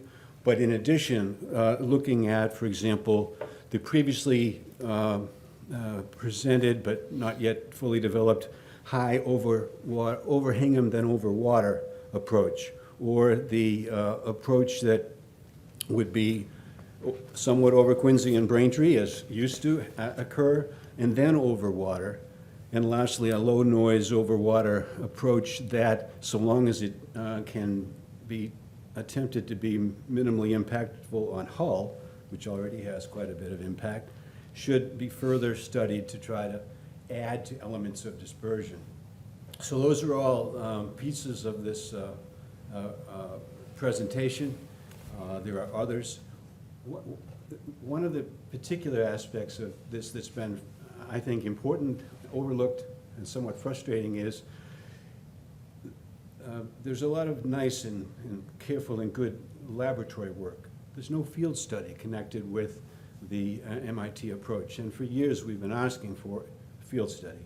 If you went and walked from, mentioned Chickatawbut before, but if you walked on the woods and then to the quarries and then further woods and then, yes, a little bit over the highway and then to the marshes, you'd see an element that is a potential, perhaps even better than the over the expressway route that they looked at preliminarily, and then they stopped looking. But either of those, and I hope both of those, would be useful to look at as an additional string in the harp, an additional path.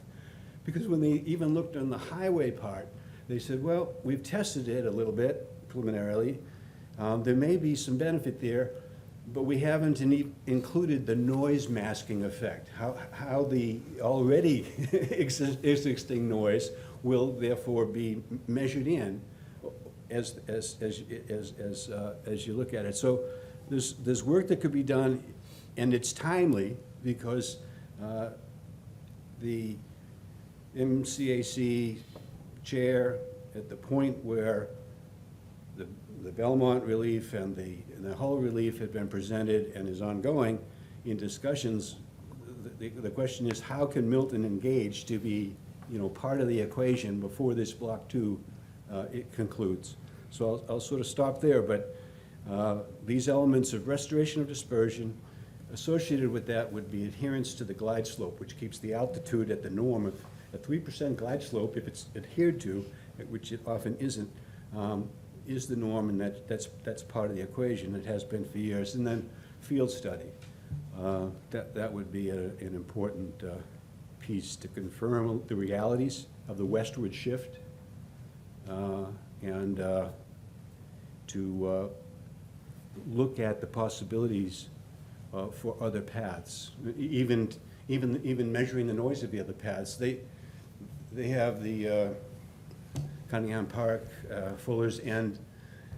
That's further away than it needs to be from the westward shifted path, notwithstanding the fact that the technology itself needs to be approved and other noise monitors need to be dispersed as well. So I'll sort of stop there, but that's the thrust of it. Questions or comments from the members? I have a Ms. Collins. Oh, thank you. I have a technical question, just for my own edification. On 4.6, under the dispersion chart, shows a potential 4L for our test path. Yeah. It says, note that the slide uses the 4L, and I've seen this before other places in this response, that the 4L GPS path lines are used, and the actual CSPR paths are shifted to the west and closer together, as mentioned previously. So I guess my question is, why are the GPS path lines and the actual, why are they not in the same place? I think it's a pretty complicated question, Okay. and Well, in then the sense maybe I of should take my it's answer offline. Pieces of it have to do with, and can be corroborated by the field work that we're talking about. Yes. But the GPS model itself is an overview flight model similar to the FlightAware model that you may or may not be familiar with.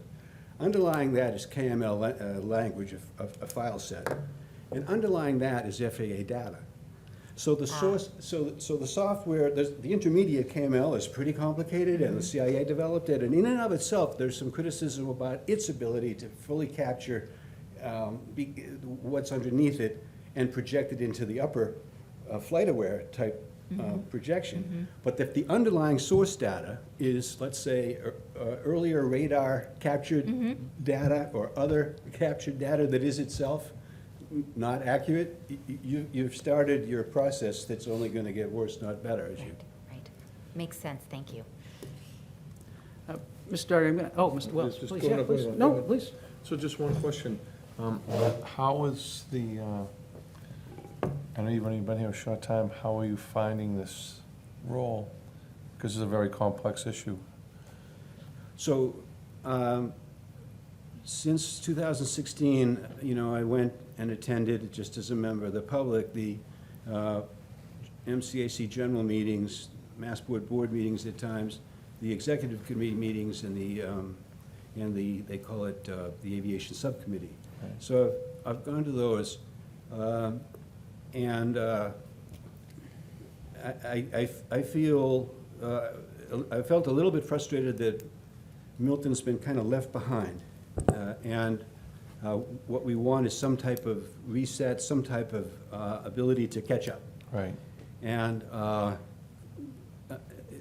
Mr. Carlon, who's the chair of it, he's very direct, and I can be very direct. And I've said exactly that. We want to try to catch up. And he's receptive to that, and I intend that when this kind of material then is, if it's approved and presented, to sit with him, walk him through it, and work on it. It'll I could see, It's also, we're also in a dynamic, you talk about regional solutions, Right. right? So, we're in a dynamic where the RNAV was imposed. There are certain communities that actually are relieved Benefit. of some burden that they otherwise would have had. And so, at times, they will view any dispersion requests as an attempt to shift onto them rather than restore, right? right. So that's a very important dynamic that is a challenge, but needs to be, we need to have frank discussions on and address. As Mr. Mullin said earlier, traffic, whether it's vehicular or air traffic, is very personal to some citizens. Yeah, and I know it's not relevant to this, but, I hope in our lifetime, and I think one of the things the MCAC itself should look at, is a JFK/LaGuardia model. I don't understand, 1989, 1990, Massachusetts, the Commonwealth, looked at a second airport. That was a Right. study.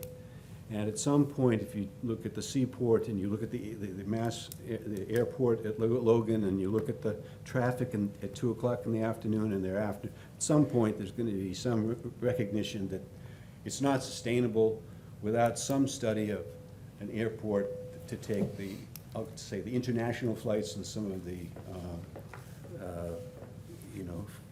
carriers, non-passenger flights, separate them from the more, the closer in flights, just like LaGuardia and JFK.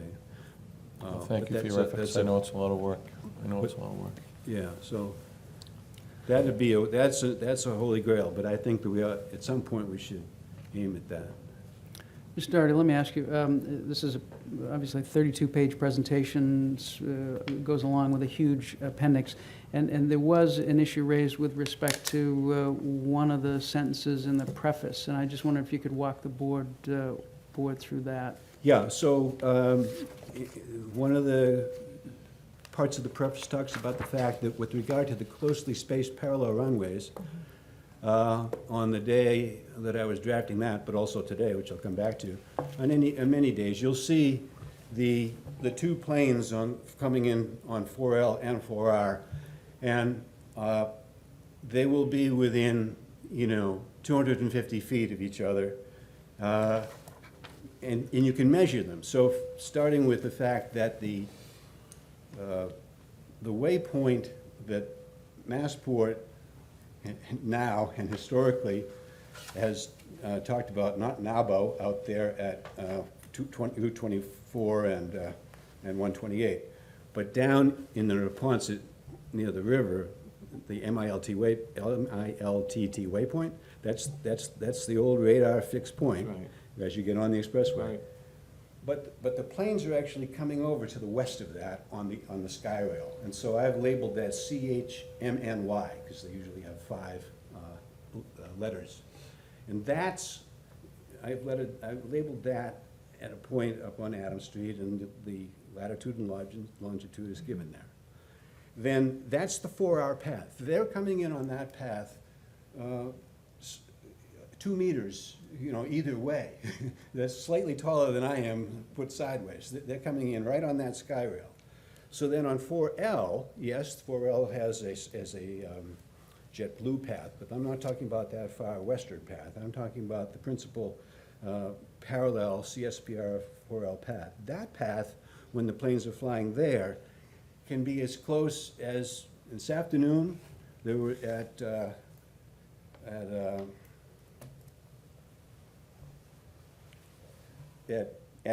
2:10 p.m., there was a Qatar airplane, and 180 feet to its side on 4L was a small Cessna Cape Air.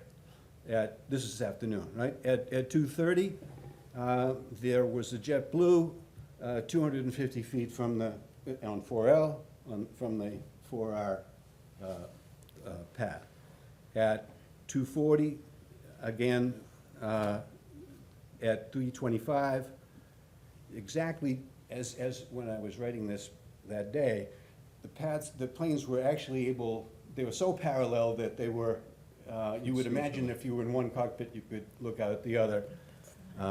And that was about, again, 250 feet of separation.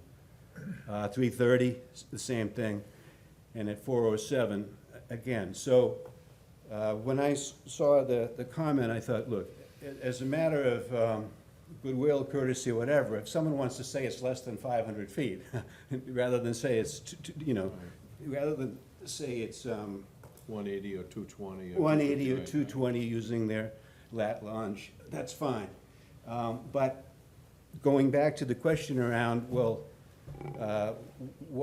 why is it that the paths aren't themselves well-defined in the GPS? I think it's a related issue, which if the comment is coming from FlightAware, and FlightAware is relying on the KML, and the KML is relying on the FAA source data, it's the source data, not the goodwill and good thinking of those who are trying to use it. As contrasted with, and I'll stop here, but remember one time John Kennedy said, there are those who think that the communist system is the model. I'm paraphrasing. Let them come to Berlin. For those who think that the MIT modeling is precise, let them come to Adams Street, or let them come to the particular field work and just see it, so we get the common set of facts that says, hey, let's now progress with those facts in mind. So. I saw what you're talking about in my backyard this afternoon.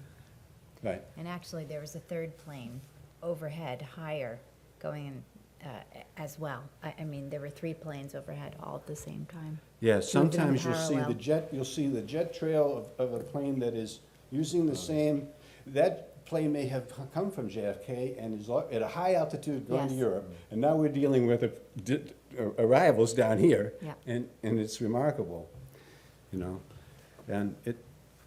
on a clear day, we haven't had so many, we've had so much rain, but you hear them in the rain, and then you can see them on the clear day. So that's my comment on that. I'm not criticizing those who made the comment. I'm just saying I think it's fundamentally important when you're talking about let's get field work Yes. to talk about the realities. And if someone wants to say, no, I think it's 360, or someone wants to say, oh, I see that, or this, that's fine too. Mr. Wells? Do you see a major cost in field work? Would it be very expensive to do the field work? It's MIT that we want to Right. invite down, and I don't know how significant that would be, relatively speaking, to their budget. So the hope is to have them do it, is to have them do the field work. To have them do it with us, to come down Right. and see some of these particulars that we're talking about. For example, see that same expressway path that they talk about, but vary it perhaps to take advantage of the woods and the quarries before necessarily coming in, to understand the westward shift, things like that. Other questions, comments? So I will point out as well that we have asked, Ms. Conlon has asked our representatives, both in the State House of Representatives and the State Senate, to join us in this and to join us in submitting this and to write letters of support. And I think we have that from Senator Timilty and from Representatives Driscoll and Cullinane as well. So when this is submitted, this board will submit it. The way I understand the process, we'll, if we agree to submit it, we would submit the cover letter that I believe has been circulated, the narrative that will, substantially the narrative that we've received. It may have been an earlier draft, so it'll be substantially the narrative that we have in front of us, and then the appendix that has been being put together of all the prior submissions that have been made on this issue. And so that would be socialized with the CAC and then submitted to CAC and Massport. That's what I understand the process to be. Yes, and then we hope to engage and follow up such that, say in July, August, we have a meeting with the MIT group, just as they have previously met with Hull and Belmont and other community reps. Yeah. Okay. So I think we would need a motion to approve and submit the, or to approve and submit the presentation substantially in the form that we've seen here, and then we would put everything together. Is that acceptable to the members? Mr. Chairman, I'd make a motion to submit this report to,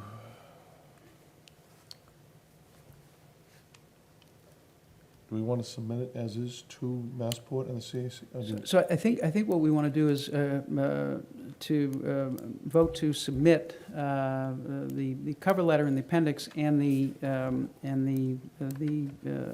submittal substantially in the form that So I'll we've... make my motion to approve and submit the cover letter, the appendix, and any other, relative correspondence associated with this action. To the FAA, Massport, and the Yeah, CAC. To the FAA, Massport, and the CAC. Second. Motion's been made and seconded. Any further discussion? Just, in addition to thanking Tom Doherty, our new CAC representative, I also want to just make sure the board thanks the members of the Airplane Noise Advisory Committee, Yes. in particular the chair and the vice chair, but also all of the members who did have an opportunity to vet the letter, and some of them gave us some comments, so.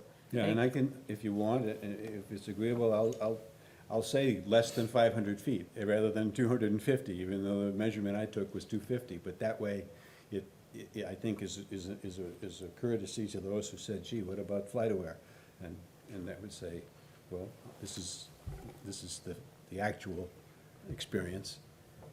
So we can make that, I think if we're voting to submit something substantially in the form, then I Yeah. think that's certainly substantially in the form if we make that change, so. Yeah. So, Thank you. Any further discussion? All those in favor? Aye. Unanimous. Thank you, Mr. Doherty. Thank you for your work on this. We have two more items on airplane traffic, airplane equity, that I think are relatively brief. So I'd like to do those now, and then we'll bring up Mr. Thompson. I'm sorry to keep you waiting.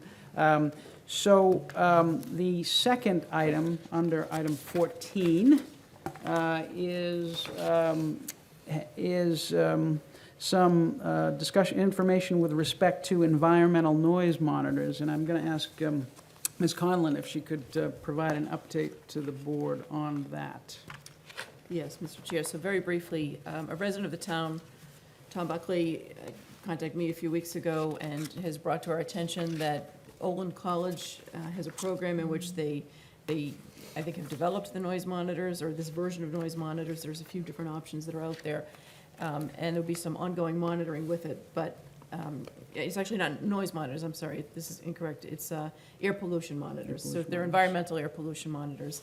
And the idea would be for the town to purchase one or more of these monitors and engage in the monitoring cost, which is, I think, a fairly small cost. We've gotten some different estimates. We're talking at least less than $10,000, probably, possibly significantly less than that, depending on the information. Andy Schmidt, the chair of the Airplane Noise Advisory Committee, has been following up with Mr. Buckley and getting some additional information. I know Mike had also received some additional information. So the idea would be for us to have a little bit of a discussion about this tonight, see if this is something that the board's interested in pursuing. The Airplane Noise Advisory Committee is hoping to meet next week and probably have an additional discussion about it at that time, with the idea that we could fund it through fiscal 19 current year dollars through a year-end transfer that the chair, acting on behalf of the board, could approve, so long as we had some consensus among the board that we would like to pursue getting these air pollution monitors. Just one question Wells. to that point. The were monitors that we bought when it was you, David, and I, Noise monitors. are these similar or different? Do we still use those? Yes, but yeah, well, these would measure pollution rather than noise. Oh, okay, So okay. I'm These are not air sure, particle. there may be some similarity to them, but it's So a the word monitoring device. So the word here, environmental noise monitor, should be changed to pollution. Pollution, noise. yes. Correct. So I'll make a motion if you want. I'll make a motion, then we can discuss it, to approve the purchase and use of environmental pollution monitors in and for the town of Milton to assist with airplane noise pollution. Should I add the word pollution? Yeah, I think it may be a little premature because buy them? we don't have the, no, for the motion, because we don't have the cost nailed down. We don't have the right monitors nailed down. We don't have the right program nailed down. We're hoping to get that nailed down, and I think we have, in order to do a 2019, make it a 2019 budget item, we'd have to get all that nailed down by July 15th. We don't meet again until July 17th. So, however, yeah, July 17th. Yeah, July 17th. So. All right, so I'll withdraw that so, motion. yeah, So we're not so- going to make this motion that's here Yeah, tonight. so the idea is, I'm authorized now to approve year-end transfers. And so if the feeling of the board is that this is something that we should do, and if the feeling of the board is, if there's an amount less than $10,000 that the members support, then I will feel comfortable, based on the feeling of the members here, and any additional findings that the ANAC makes in its meeting next week, then I will feel comfortable that this is an appropriate transfer. But we wanted to make sure that this is all publicly vetted and discussed before we took action on it. We do have, the timing issue, and since we don't have another meeting before July 15th. So that's really the effort here, to make sure that the board is on board with this, if we get the price nailed down, the right monitor nailed down, and the right program nailed down. So I'd be willing to make that motion, authorize you up to $10,000. How's that? Is that better? So I'd make a motion to approve the chair to authorize the purchase of up to $10,000 for the use of environmental pollution monitors in and for the town of Milton to assist with airplane noise studies and research. Second. Motion's been made and seconded. Any further discussion? Did you say noise or pollution? I said both, actually. I Oh, said them okay. both. Yeah, it's really pollution. pollution. These are really Right, pollution, right. so maybe we'll amend that to provide for Right. pollution. So these are really pollution. Did you second? Yes. Motion's been made and seconded. Any further discussion? Let's go. All those in favor? Aye. Unanimous. All right. And finally, and this is not for need for action on the board, but it's an update. A few weeks ago, this board was contacted by Erica Walker, who is the founder of the Community Noise Lab at the Boston University School of Public Health. And she contacted this board to inform us of a study that she has initiated and is working with doctoral students on to do an analysis of noise and airplane noise in Milton. And this could be of significant help to us as we try to get to a common set of facts with Massport and with the FAA about just what is going on in Milton with respect to airplane noise. So what they have done is they have reached out to certain neighborhoods. They have placed 8, I believe, noise monitors with residents here in Milton. They started monitoring sound levels on June 21st, which was just last week. The intention is for that to continue through November 30th. They may extend or shorten that, and they will update us on that as they progress. They are administering a community noise survey in connection with this, and they will prepare a report on all of these findings and this data. And Dr. Walker, Ms. Walker, I believe she's Dr. Walker, asked me to describe the effort specifically as follows. Community Noise Lab at Boston University School of Public Health is conducting an independent and unbiased, and she wanted to stress that, independent and unbiased study of sound levels in communities impacted by airport-related sound and noise activity. From residents and community leaders to local government and state official, we welcome all voices. Our study consists of real-time sound monitoring, citizen science activities using our smartphone app, Noise Score, research experiments, and community engagement events around noise and health. To learn more or to participate, please reach out to Erica Walker at edw@bu.edu. That's edw@bu.edu. So this is seems to me a significant benefit for the town to have this independent study done and to try to develop an independent, verifiable, unassailable, bulletproof set of facts that we can use in our discussions going forward. So that's the update on that. Any thoughts, comments, or questions on that? Good summation, Counselor. No, thank you. Unassailable. Well, we hope it's going to be unassailable. All right, so that's item 14. And now, Mr. Thompson, I'm sorry for the delay, but here we are at item 8, the update on East Milton Square with our town engineer, Mr. John Thompson. I apologize for the delay. No problem at all. Good evening to the board, and thanks for taking the time to meet and discuss the East Milton project. I just wanted to start off with a quick update on the project. I'm happy to report that it's really in the final sprint at this point. We're almost at the finish line. So as far as... So we're going to wake up next week and East Milton Square's all done? Not quite that close, but not quite that close. But in terms of getting the project, in a box and ready to go. Since the last time we met and discussed, there's no real major changes to report in terms of the design. But we can say that the town's consultant, Howard Stein Hudson, has submitted the 100% design plans to MassDOT. That submittal was made on June 10th.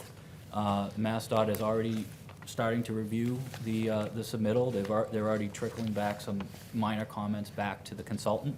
And there is a PS&E submission to MassDOT planned for July 23rd. PS&E is basically plans, spec, and estimate, ready to go and ready to go out to bid. And the planned advertisement date is August 10th. So we're actually a little bit ahead of where we forecasted the last time we met. So Keep that up. all good news on that front.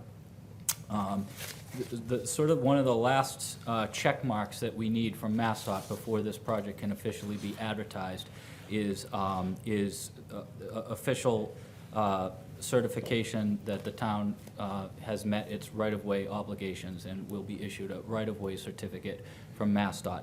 And what that essentially means is that any easements that would be required for construction, either temporary or permanent, are secured. And so that's the other item that we're here to discuss tonight, is the necessary right-of-way acquisitions for the project to basically move forward. The reason for right-of-way acquisition is essentially anytime a project is funded by federal transportation dollars, before the federal government wants to make that, to make that investment, they want to be sure that once the project is out to bid and once the project is awarded, that there can be no snags, basically, once the project is moving forward. So that's the reason that we're here, basically, to do the right-of-way acquisitions now. There are basically 31 easements and 1 partial fee taking that are necessary for the project. And these would be from 10 different property owners that basically are abutting either Adams Street, Granite Avenue, Bryan Avenue, and Boulevard Street. The acquisitions in total and the damages that will be awarded if we approve the order of taking is $54,000. In order to sort of move forward with this process, the town, in discussion with MassDOT and officials, basically has decided to use what's known as a taking process to basically do one sweeping taking to meet all the obligations. And so that's the process we followed. We followed strict state and federal guidelines, and I'll summarize them briefly for you. But essentially, we notified all the property owners via certified mail of basically the project and the town's intentions to do this type of right-of-way acquisition. And we gave very detailed documents that described where the easements were necessary and why they were necessary. Once those mailings went out, the DPW hired a certified appraiser, real estate appraiser, to basically assign values to each acquisition. The appraiser also notified all the property owners and gave the property owners the right to basically be present for the appraisal. The Milton DPW then hired a second real estate appraiser to basically check the work of the first appraiser and make sure that he did agree that just compensation was being awarded for the right-of-way acquisitions. And then lastly, just compensation reports and written offers were mailed to each property owner, basically in 30 days in advance of this meeting, to notify them of the final damages and the date of the taking. So I will say that after the whole process, I did speak to a number of the Property owners, the affected property owners. None of the owners had any concerns whatsoever with the actual right-of-way acquisition. More of the phone calls were dealing with the actual design of the project and just curiosity around, what the project would Where look and like. when is this gonna Exactly. happen? Right. That type of thing. What's it gonna look like in front of the property and that sort of thing. So I included in your packet, and hopefully you've all had a chance to review the actual acquisitions that are necessary, and the values associated with each, as well as the mapping that sort of shows where all these parcels are. And I guess at this time, I can just ask if there's any specific questions with regards to that chart or any of the easements. Okay to make a motion, Mr. Chair? Mr. Will, yes, you can, yeah, well, let's go ahead and make a motion, then we So can have I'll discussion. move that the select board approve and sign an order of taking to acquire interests in real estate required for the East Milton Square reconstruction project, a federal aid project, and that the select board authorize the town administrator to sign rights of entry forms and donation certificates required for said project, to sign any MassDOT forms which may be required for underwriting purposes to acquire such interests in real estate. I'll second it for discussion, but I have a question. Yes, motion's been made and seconded, and now it's discussion. So- Ms. Conlon. So I'm just wondering what the status on this is. We had received a letter from Attorney Marion McGetrick regarding 25 Bryant Avenue and a parking easement instead of monetary compensation. What is the status of that, or is there any update? So, do you want to take this one, Mike? or- That's right, yeah. So I believe, just in being involved in the correspondence, that essentially, that at this point, both the current owner and the potential future owner of the property do understand that it basically has to be a monetary compensation for the easement by law. So the sort of the idea of sort of trading one easement for a parking easement sort of has that idea has gone away. And instead, Ms. McKettrick, just representing the potential new owner, talked to the Traffic Commission about potentially issuing either creating some parking or issuing some sort of parking easement, separate from this process. Okay, so the request is being withdrawn for this, but it may come back in the form of a conversation in another context. Or another board. Okay. Exactly. And then another question related to the project, not specifically the taking, is the air rights agreement. Where are we at with amending that and getting the other parties to sign that? So I believe we're hoping to get the air rights, the air rights agreement submitted to MassDOT so that they can review. Aside from that, I haven't really heard much other than that. What I keep hearing from MassDOT is that they're completely on board with the amendments that the town is requesting. Okay. In terms of, leaving Adams Street available to be Future reopened flexibility. in the future. Yeah, just to add to that, Mark Boyle, who was here recently as an applicant for a Parks Commissioner, is the attorney for MassDOT, and himself and Town Council are working through that air rights agreement currently. So Okay, good, thank Mark you. Boyle is the point person for MassDOT on this.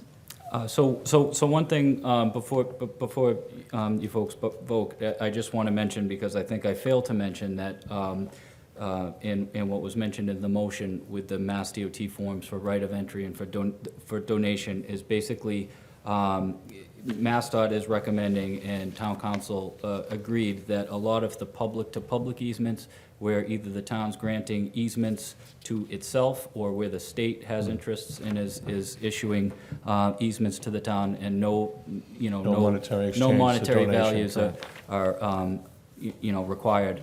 Basically, those forms can be used to formalize those agreements. Other questions, comments? Let's go. Well, just give me a second. I'm ready to go, but just give me a second. So it looks like, John, we're talking about, for the purposes of this motion, it looks like we're talking about temporary easements, and a taking. So it looks like we're talking about, are there any permanent easements that I'm missing, or is it all temporary easements and then the taking? No, separate? there are in fact permanent easements, and Is that part of the taking? it is. Okay. So all the permanent enough. easements Yep. are part of the official order of taking. Okay. And this is the form of motion that Town Council has submitted to us that will cover all of the takings and all the easements, both permanent and temporary. Yes, and I apologize for the small print. For the, I believe there were 31 takings, you said, John? There were 31 Yeah. total. Some properties had multiple takings, but, Exactly. sorry for the print, but it's that Bryant, Granite Ave Boulevard, Adams. All right, so this will keep us ahead of schedule if we go ahead and do this. This will get us a big check mark with our right-of-way certificate and Okay. keep us plugging forward. Great. Any further discussion? Just get Mr. Zulus a shovel so he can break the ground. Absolutely. I'll take a picture of it. Sorry, Elaine. All those in favor? Aye. Aye, unanimous. Thank you, Mr. Thompson. It's a lot of Thank you. work. Thank you for the vote. Appreciate it. All right, we've done item 9. Item 10, discussion of the Select Board 2019, discussion/approval of the Select Board 2019-2020 goals and objectives. This past Saturday morning in public session, this board met for approximately 3 hours and discussed some of the major things that we'd like to accomplish and what we'd like to address over the next year.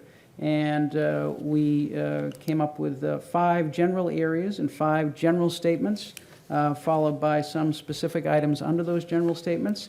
And we decided to assign a member to keep tabs on those goals, or that particular goal, over the next year, so that when we have a check-in, it'll be that member's responsibility to know where it says. Doesn't mean that member is going to be involved in all aspects of that, or it doesn't mean that the other members won't be involved in some other goals, some aspects of other goals in which they're not the responsible member. It just means that that member will be responsible for keeping tabs on things and reporting to this board on where we are on those things. What I'm going to ask, just briefly, just so we get it on the record, and maybe we can upload this onto the website, Mike, presuming we vote and approve what we already, what we discussed on Saturday. But if maybe we'll just go through and have the responsible member just read generally what the goal is, and then we can vote on it. So I'll start. My goal, for which I'm responsible, is financial stability/revenue. The board will work to establish sustainable levels of operating expenses and revenue, and will focus on the following: solid waste budget gap, FY 2020, for FY 2021 budget, pilot, and long-term financial stability and economic development. And that's the financial stability/revenue goal. And then, Richard, if you want to take infrastructure. So mine is infrastructure, and we to work to modernize infrastructure to promote improved health, safety, finances, services, and recreation. We'll focus on the following areas: the building of the new fire stations, the Kidder Library, the Wharf seawall, and potential new boat ramp to go on Wharf Street, and the municipal broadband project, our endeavor that we've been working on for the past year. Ms. Conlon. And I've been assigned to be the reporting person or responsible person for health and quality of life. The board will work to improve the health, safety, and quality of life for all residents, and will focus on the following: airplane traffic and traffic mitigation. And Mr. Farrington. I am the responsible member for town services and human resources. The board is dedicated to providing services that meet residents' present and future needs in a responsible and sustainable manner, and will focus on the following: financial planning and management, assistant town administrator, assistant planning director, council on aging director, and town council transition. And Ms. Collins. My area is housing and community development. The board will respond to community needs for housing and community development, and will focus on the following: housing, the housing production plan, the remaining acres at Governor Stoughton Farm, 131 Elliott Street, East Milton 40R, Milton Village and Milton Landing, the Ice House, Route 138. Other two large headings are the town center planning and design guidelines. All right, do I have a motion? I'll make a motion to adopt the 2019-2020 goals and objectives. Second. Motion's been made and seconded. Any further discussion? Yes. Ms. Collins. Our executive secretary, Jen McCullough, did a little research, and I also was wondering about us perhaps, at least in the future, instituting a public comment period in order to, or some sort of citizen Input? Yeah, a session, something not just like a hearing, but something fun. And that would provide connections for people in the community as well as, connecting with us, connecting with each other. So that's just something that I think could be really valuable to everyone and give us a chance to help inform residents about things that have been going on. So. Well, I'm not sure we need to wait. I mean, we could do that. We could have these as our outline for what we think we want to be focused on, and then at some time in the next couple of months, we could try to have that if we want to. So we could try to seek that public input, which I think is a great idea. Some of this is already happening. Like a lot of these issues Yeah, have a broad-based public support or public interaction already, Yeah. which is a good thing. that's right. Right, and I think that's the strength of what we have here. I'm curious about what other things people see, because some of this was done, and I think it's still really pertinent. Obviously, it made it onto our list, and I think that we have a front row seat, if you will, to a lot of the issues, partly through our town administrator, partly through being residents, partly through residents who reach out to us. But and that's why I suggested it for the future. People are free to come to us at any time, right. but having sort of a formal process or something. Are we talking about a community meeting that where we would take comments? Is that on I specific don't topics, know. or I just- mean, I'm just Anything throwing in general? something out. I don't have it's nebulous, let's put it that way. So it was just a question. So Just to think about. I can make a suggestion. Perhaps we move forward with adopting this, but recognizing that it's, it's a living document. It's organic, and to the extent that we have the opportunity and we do seek public input, we can always supplement. Does that make sense? Yeah, 100%. In fact, this just popped into my mind, and to the extent that anyone has an answer to this. I know that Frank Graham presented to us several months ago, and has anything come of that? I mean, maybe Frank Graham is watching right now, and she could answer at home, but did that take shape in any way, shape, or form that anyone is aware of? Well, it went to the personnel board.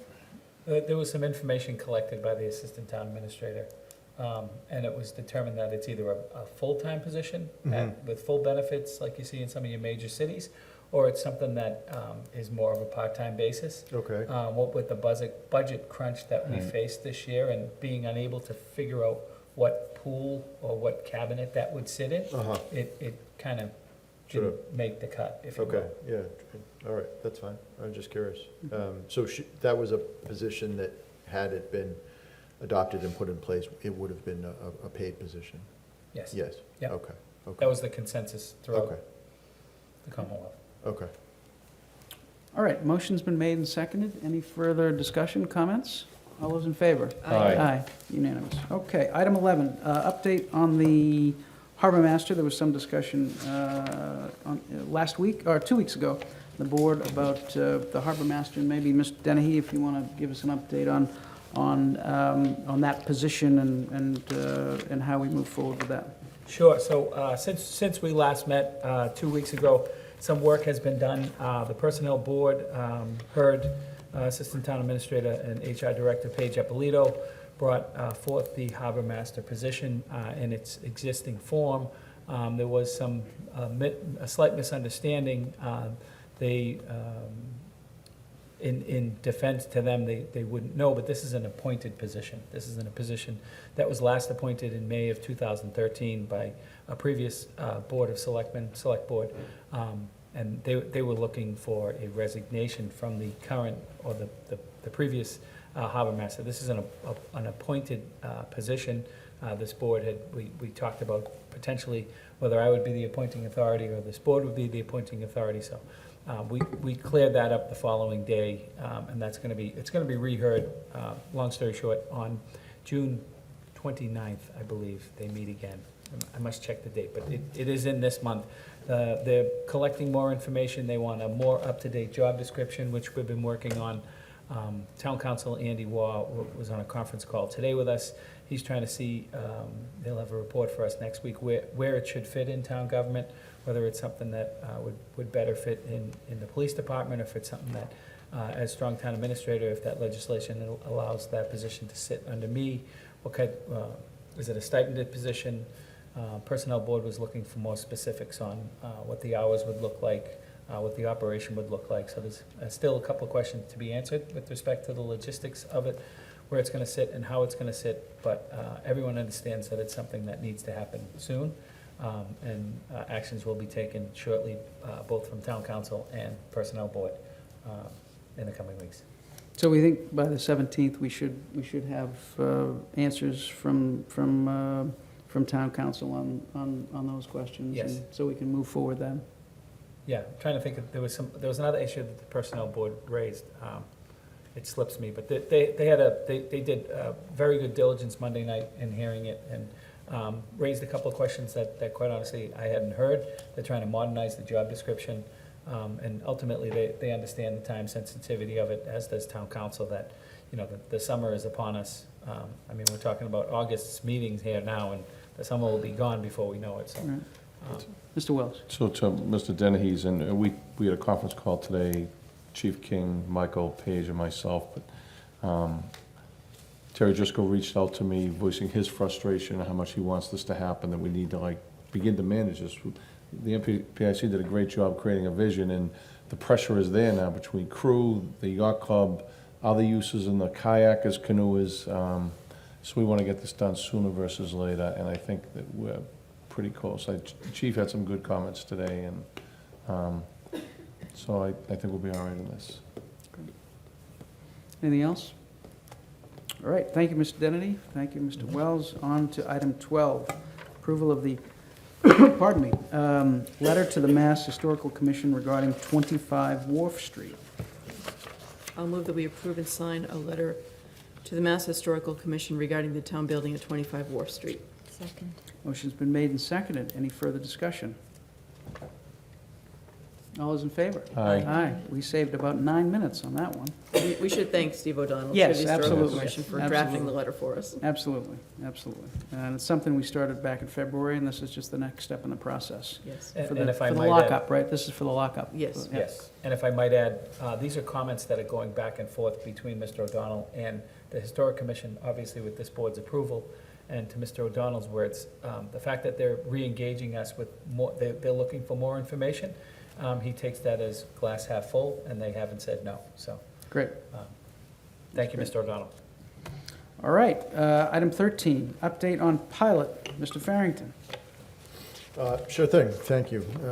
Mike, I will be very brief on this agenda item, largely because there is not a lot of substance to report, but I would like to do this by just taking it in 4 steps. The first being Curry, the second being Milton Hospital, the third being Milton Academy, and then I'd like to provide the board with an update on the committee itself, its membership, and potential possible reappointments for the upcoming year.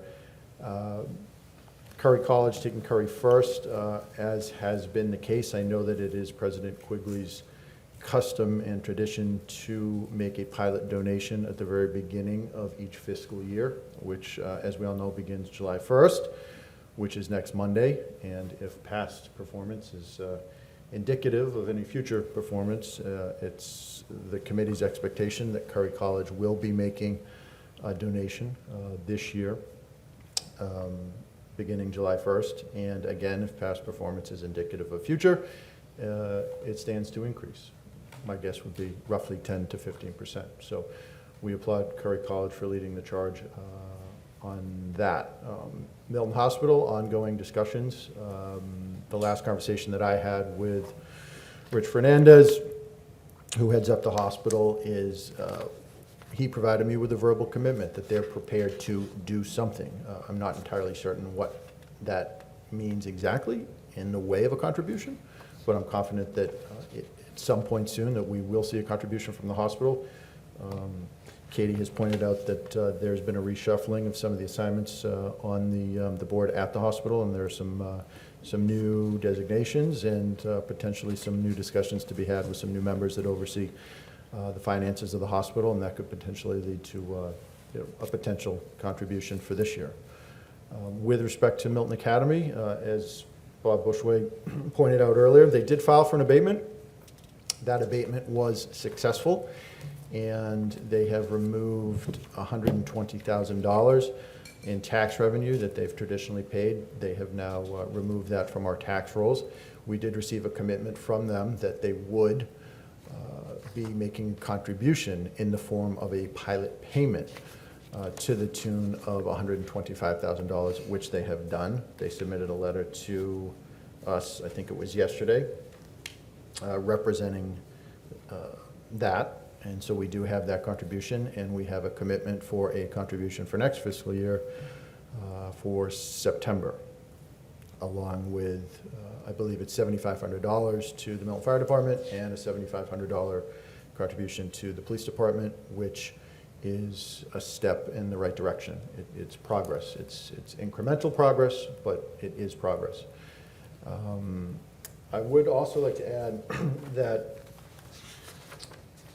let's see, I heard from a citizen, Jerry Burke on Center Street, And Jerry's been a breath of fresh air the last couple weeks. He's the first citizen that's really come forward and offered up something concrete. And what he has done over the last several weeks, a few months, is he's really looked into this issue, and it's resulted in a discussion that he's had with our state senator and also with our state representative, and he and our state senator put together a bill that's been filed. And I think that's in our materials tonight. I have it here. Let me find it.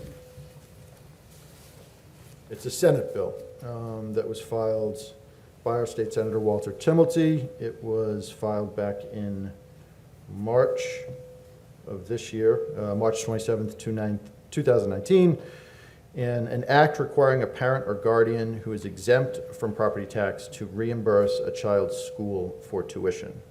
And I'll read that so that we have it in the record.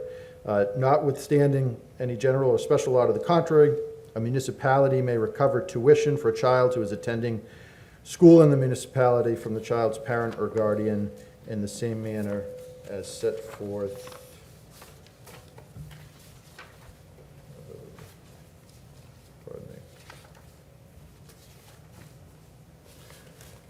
in the same manner set forth above if the child's parent or guardian lives in a residence that is exempt from property tax as an educational institution under of Clause 3rd of Section 5 of Chapter 59. So this bill was filed. It was filed after the deadline, and in this particular session, it's difficult to predict or speculate what success it may have.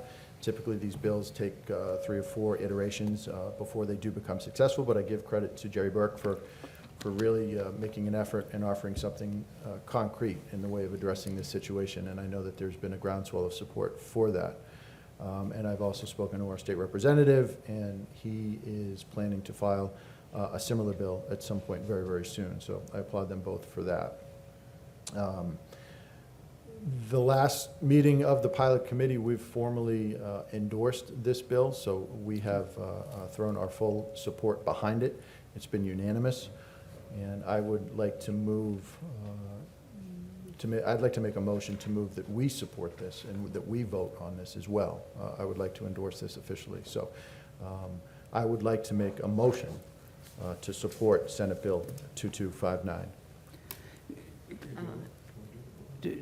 Tony, could I ask, and the other members can speak as well. I'd like a little more time to look through it, and I know you provided the bill itself, but I think I'd like to do a little bit more diligence on it, and I know it's of moment, but I think if we'll see how the other members feel, but that's my thought on it. Ms. Conlon. I would like some time as well. It's the first I've heard of it, first I've seen of it. This is actually the first I've seen of a number of things on the agenda tonight. So, yeah, I would like a little additional time. I don't know whether I would support this or not.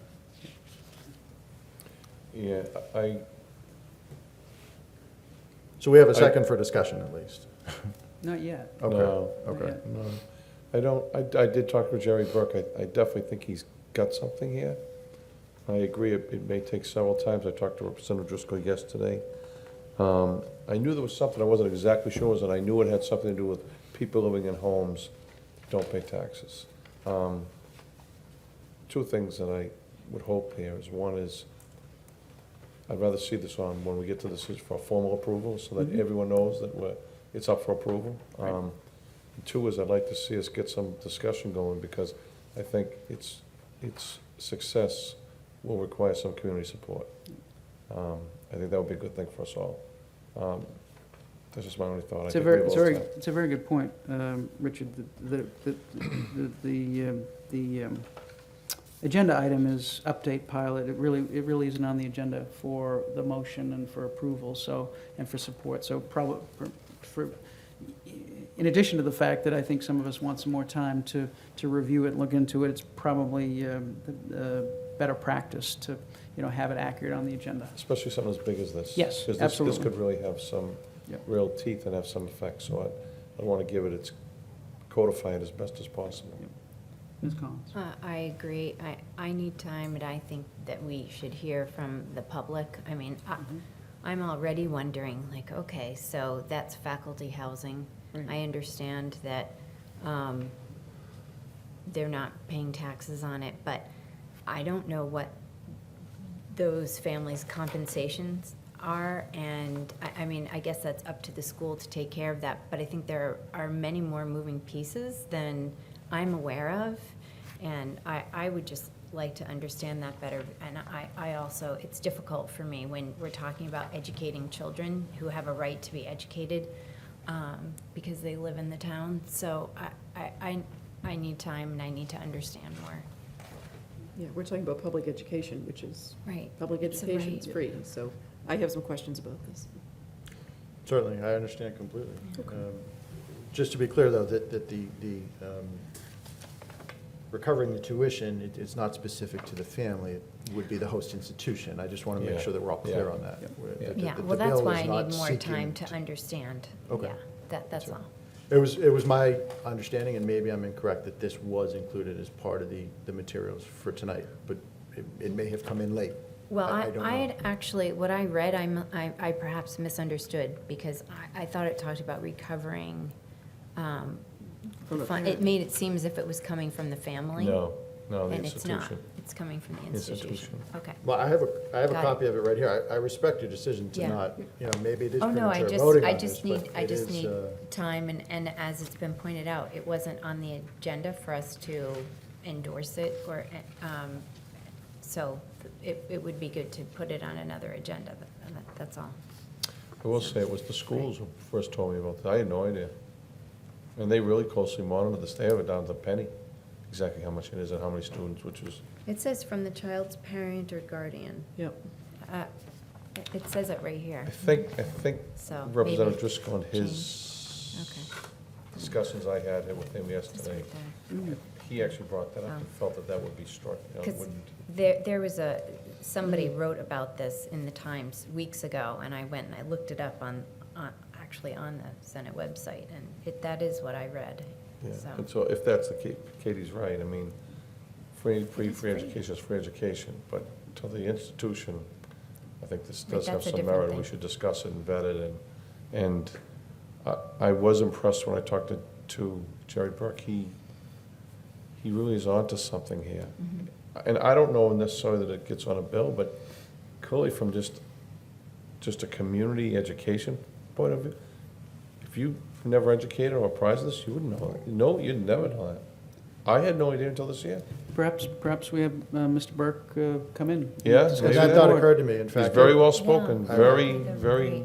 I was thinking of inviting him here tonight, and it didn't work for his schedule, but I would like to bring him in at some point soon. And, this particular bill, I mean, it's not going to succeed in this session, but for a bill like this to succeed, I think what needs to come before it is a groundswell of community support, led by the select board. I think that's my approach, that's how I see this. Other people might take a different approach. But I think, first and foremost, it's building that groundswell of support, and this is one way to do that. So, that's why we, as a committee, decided to support that, the pilot committee. Okay, great. All right, so we will put that on a coming agenda and hopefully do it on a night when Mr. Burke can come in and we can have a more fulsome discussion. 100%. Great, all right. And just lastly, I think, Oh, well, the sorry. membership of the committee, so it's my understanding, Mike, that all members are willing to serve another year on the committee. That was my takeaway from our last meeting. Did you agree? Yes. Okay. I know you are, myself, Bob Reeds, of course, but also Matt Keswick and Jen High. We're looking to be reappointed for another year. And we may not be reappointing tonight, but just so you know, Mr. Chair, they're on board with that, so. So we'll try to take care of that maybe on the 17th. Okay. Okay. And Tony, just so I understand, I interpreted the letter from Milton Academy, that the $125,000 and then the $15,000, half to the police, half to the fire. So if their amount under the taxable property was $120,000, then they added, so it's an increase of about $20,000. Yeah, it was $120,013, which they paid in taxes. Okay. They rounded up to $125,000. and then another 15 divided equally between police and fire. So about an additional 20,000 over last year, which we were. Correct. Okay, Yes. fair enough, fair enough. So if you categorize that as a pilot contribution, which I do, Mhm. that is $20,000. Yeah, you could look at it as 20 or 120. Of course. You know, Yeah, or 140 rather would be, right? 115, 20, yeah, 140 would be, right? So with the fire and the police, so, okay, okay. All right, anything else? That'll do it. Great. Item 14 we have already done. Item 15, I will be quick. At long last, after going through mountains and deserts and oceans, we have draft agreements for our Comcast cable television renew license and our new institutional network fiber use agreement. But we only got those agreements finalized yesterday, so we need to vet them and read through them. But they will be on the agenda on the 17th, and we will have, I think, our consultant, Bill Solomon, in to talk about that. And, you know, my hope is that we will have a vote and approval of those agreements, two agreements with Comcast at that time. Just to quickly run through the essential terms of the agreements. It will result in an increase in the payments to the town from 4.35% to 5%, which equals about $700,000 over the course of the 10-year deal. A capital payment for infrastructure of about $400,000 payable over 3 years, which is a net increase of $1.1 million to the town. Milton will get an HD channel within 36 months. I think that was the final. Within 36 months, we're going to be the first town in Massachusetts to get that. Revere already has it. And we have the dark fiber agreement, which we have, and it's the first one in New England that will allow us to continue to use the broadband fiber network under a 5-year deal for an amount of $1,000 a month. When we initially started negotiating this, Comcast was no longer going to support the institutional iNet, so we negotiated an agreement for them to do that for the minimal amount of $1,000 a month. And it's a unique deal, unique to Massachusetts, and so it took us a little while to get through it, but I think we're through it, and hopefully we can get it signed on the 17th. So that's the update. Mike, did I miss anything on that? No, no, I need to thank you for all your hard work on this. There's been a lot of phone calls back and forth between Jerry Kelly and Kathy Maloney, and coordinated conference calls, Michael Lynch as well, and his MPEG and Milton Access TV, and the work of the broadband committee was helpful in providing some information with respect to the iNet and ins and outs of an iNet. But thank you primarily to you for your diligence in getting us through some bumpy times. Well, it was a team effort for sure, certainly. Item 16 is related, and that is our agreement with the Milton Public Education Government Program contract is subject to our agreement with Comcast. So we've been extending that. We're going to ask for another extension of that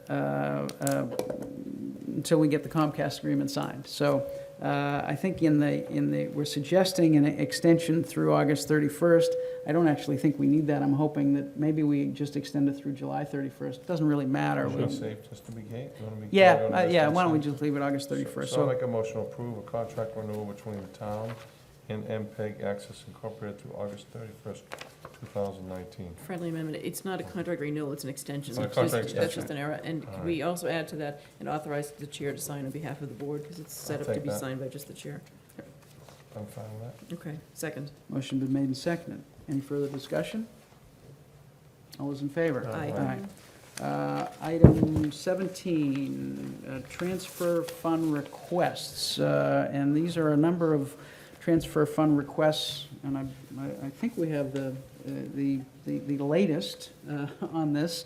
And what this is a request from the departments to transfer funds from one line item to another line item at the end of the year in order to meet their budget requirements. And so If, I'll make a motion to. do you want to do them? Sure, Yeah. I'm gonna do them all real quick for you.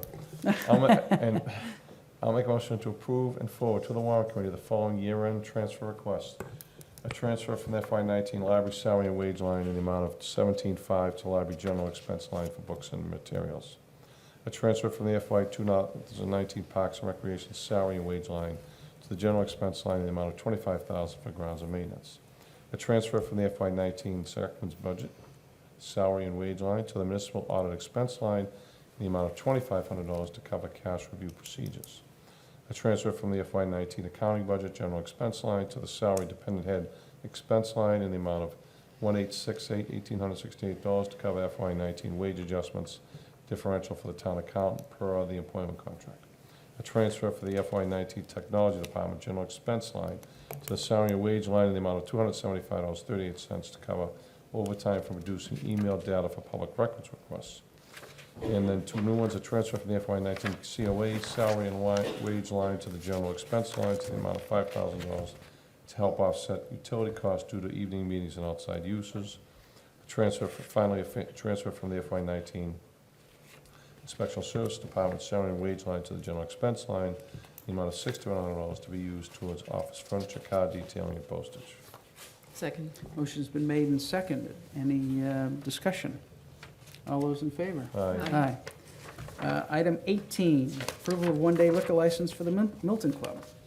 Do I have a motion? I'll make a motion to approve a one-day liquor license for the Milton Club of 193 Central Ave for Saturday, July 20th, 2019 for a family reunion. Second. Motion's been made and seconded. Any further discussion? All those in favor? Aye. Aye.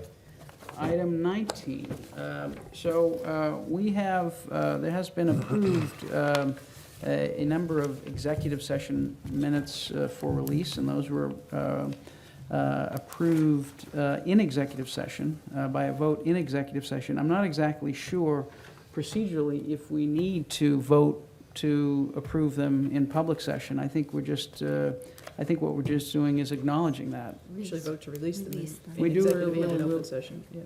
In public session? Yeah. Okay, all right, so we'll go ahead and do that then. We'll go ahead and vote to release them now. So, I'll do I, move that we release the following executive session meeting minutes for each date with items withheld: July 5th, August 28th, November 8th, 2018, and January 9th, March 6th, March 18th, and April 5th, 2019. Again, all with items withheld, certain items withheld. Second. motion's been made and seconded. Any further discussion? All those in favor? Aye. Aye. These are minutes for July 5th? These are the minutes, well, one of them is. Okay. July I was 5th. absent, so. July 5th, 2018? Do what? Right, we're just just voting to releasing them. release them, That's all. not to Gotcha. vote on Okay. them, so. All right. Right, that was done already. So Tony, you're voting on that? Yes. You're voting, okay, so that's unanimous. Item 20, we're going to defer the minutes, and we'll pick that up on the 17th. Item 21, reappointment of the Council on Aging Board of Directors. I move to reappoint the following members as associate members on the Council on Aging Board of Directors through June 30th, 2019. Ms. Virginia Hannigan of 20 Houston Avenue, Ms. Natalie Fultz of 61 Franklin Street, Ms. Margaret Flaherty of 24 Brackett Street, and Ms. Deborah Neely of 23 Russell Street. Second. Motion's been made and seconded. Any discussion? All those in favor? Aye. Aye. Thank you. Item 22, this is our committee assignments, and I neglected to send this around, our existing committee assignments, until today. So what I'll ask the members to do is just to let me know what you're interested in, and we'll take this up on the 17th if that's acceptable. It may be that you're interested in the same ones, it may be you're interested in this ones, and let me know, and then we'll have a discussion of it on the 17th. Perfect. Oh, Mr. Wells. You just want to add, I sit as the non-voting member, as the liaison to the fire station. Fire station, yep. I'll get that on the list, yep. Okay, And is okay, it's there, Milton Landing, thank you. yep. Okay. All right, anything more on that? Mm-mm. Item 23, Town Council reappointment. We have a letter from Murphy, Hesse, Toomey, and Lehane with respect to service as town council for fiscal year 2020. I'll move that we appoint Murphy, Hesse, Toomey, and Lehane LLP as town council for the town of Milton for fiscal year 2020, which runs from July 1st, 2019 through June 30th, 2020. Second. Motion's been made and seconded. Any discussion? All those in, I'm sorry, Mr. Wells? Oh, all those in favor? Aye. Aye. Okay, that is item 23. Item 24, the town administrator's report. Mr. Thank you, Dennehy. Mr. Chair and members of the board. A couple of quick items.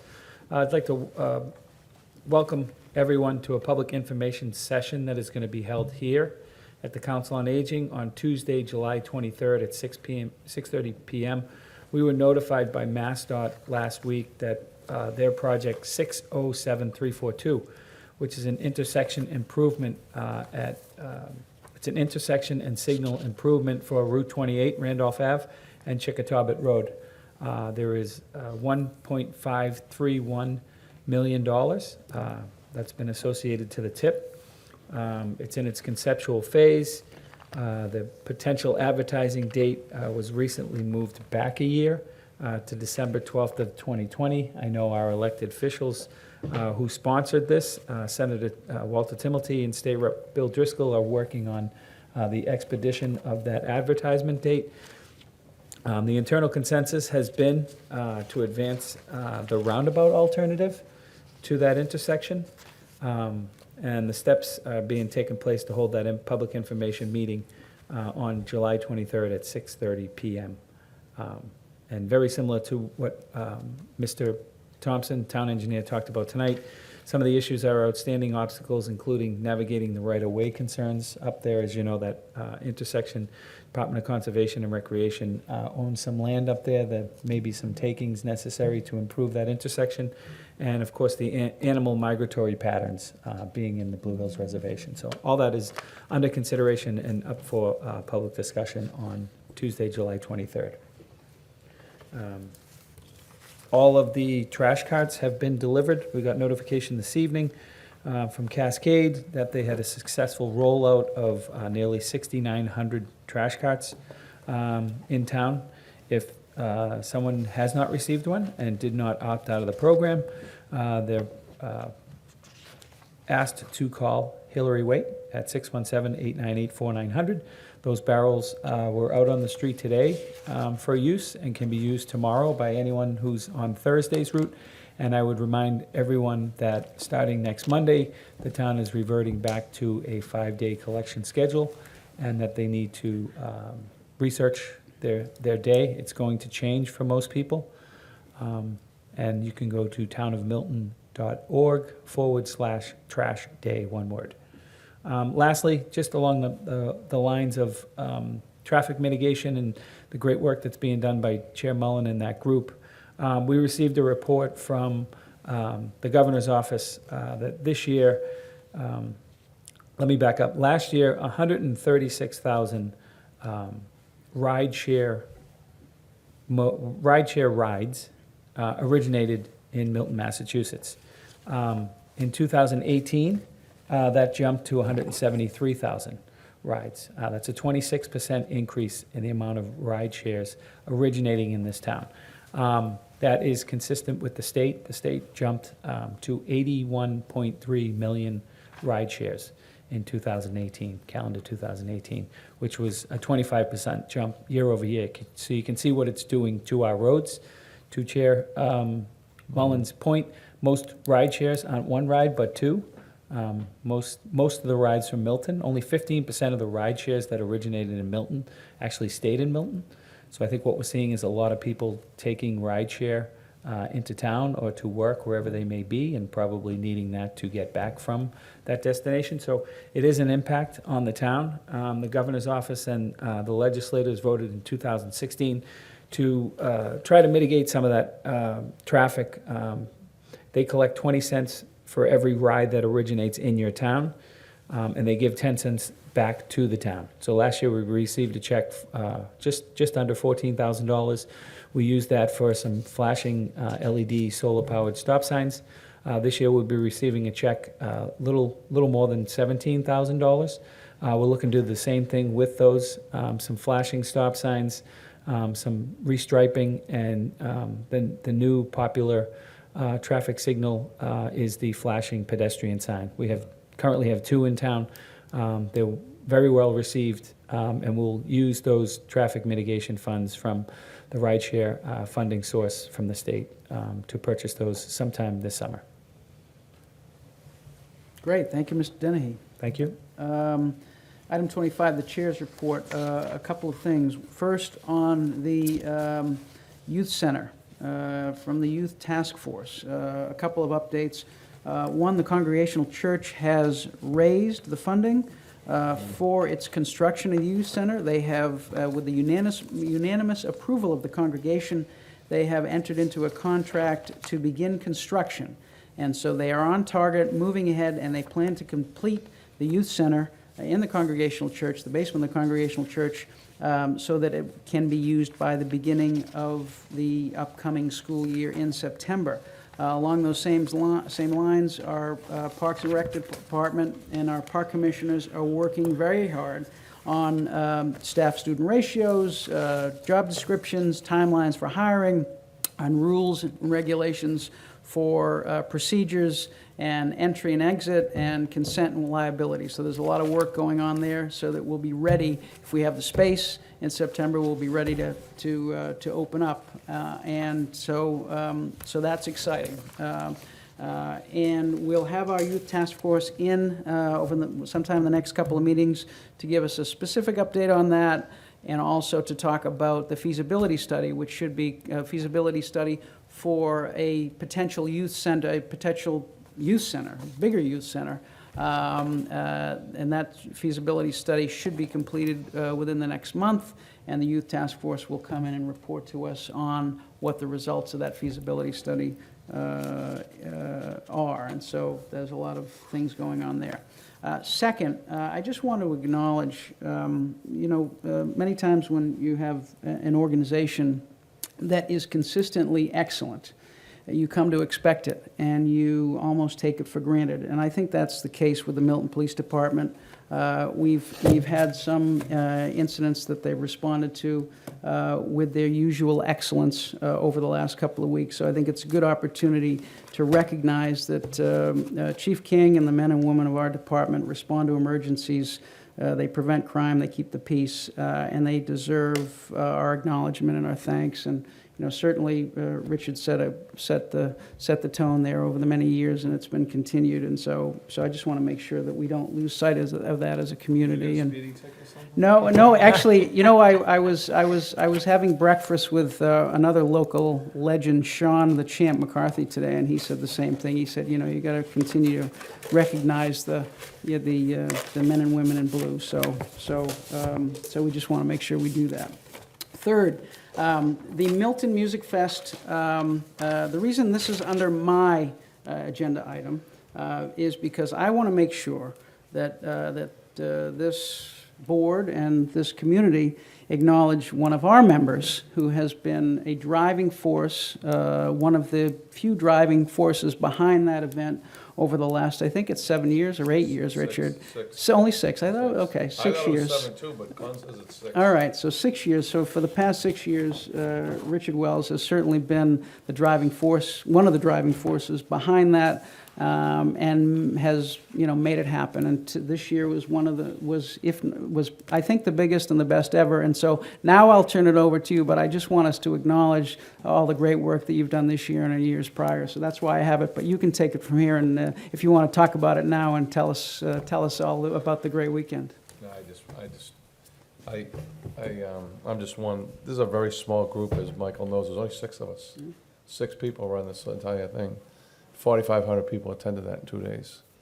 3,000 on Saturday and 1,500 on Sunday. And Michael was there both days. And I think that if you had ever told me years ago that 3,000 people were going, other than like a sporting event, Thanksgiving, were going to come to one event in this town with their families and their kids and I would have been, the headliner was Mark Morris, who was a big name back in the 80s in the city. And he said to me today, he said, it was like going to my yard. He said, I just couldn't believe, I stepped on the stage and it was like I was singing to all my neighbors and friends. It was just, I couldn't believe how many people were there. So, to everyone on the committee, to all the people who came, but especially as Michael knows, we couldn't have done this without the department heads. They were unbelievable. Everybody, auxiliary fire, police, Bill Ritchie, Mike, Tom McCarthy, Caroline, just, it truly, when we say community, it was a community effort in so many ways, but to see that field with 3,000 people on it Saturday night, kind of scared me a little.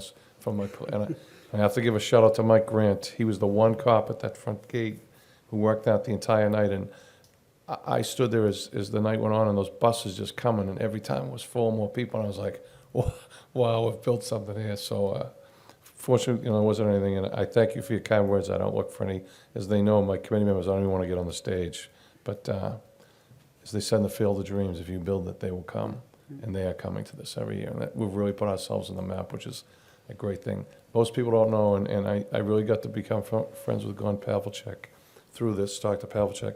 He is an aficionado of music. He travels this world to music festivals everywhere, and that boy knows his music. So, thank you for that. All right, well, certainly Can't our talk, I have no thanks. voice. Certainly our thanks and congratulate. And I congratulate all of them, because it's to our community, it was like, it was a great, great thing for our community, it really was. Finally, Bob Sheffield came in and Citizen Speak and talked about the 4th of July. We missed last week another officially observed holiday in Massachusetts and in 45 other states, and that is June 19th, which is the Juneteenth Independence Day. Juneteenth marks the June 19, 1865, which is the day when American citizens in Galveston, Texas, were notified by Major General Gordon Granger that the Civil War was over and that slavery had been abolished by the Emancipation Proclamation. It was the day that the last people held as slaves in this country learned that they were free. And as I said, it is observed officially in the United States, in 46 of the United States, including Massachusetts. And so we certainly want to acknowledge those who celebrated that day last week. And next week, we have the 4th of July, which Mr. Sheffield pointed out is the Independence Day of this country. And it will be a great event on Kelly Field on the 4th of July. I could So- take one of those hoodies right now. Could I just add Ms. something? Collins. To that point, actually, tomorrow Courageous Conversations is hosting an event at the Forbes Forbes. House Museum, and they'll be doing readings of Frederick Douglass, and I believe they still need people to volunteer. It'll be a group reading, so Thank you for that. thank you. All right. All right.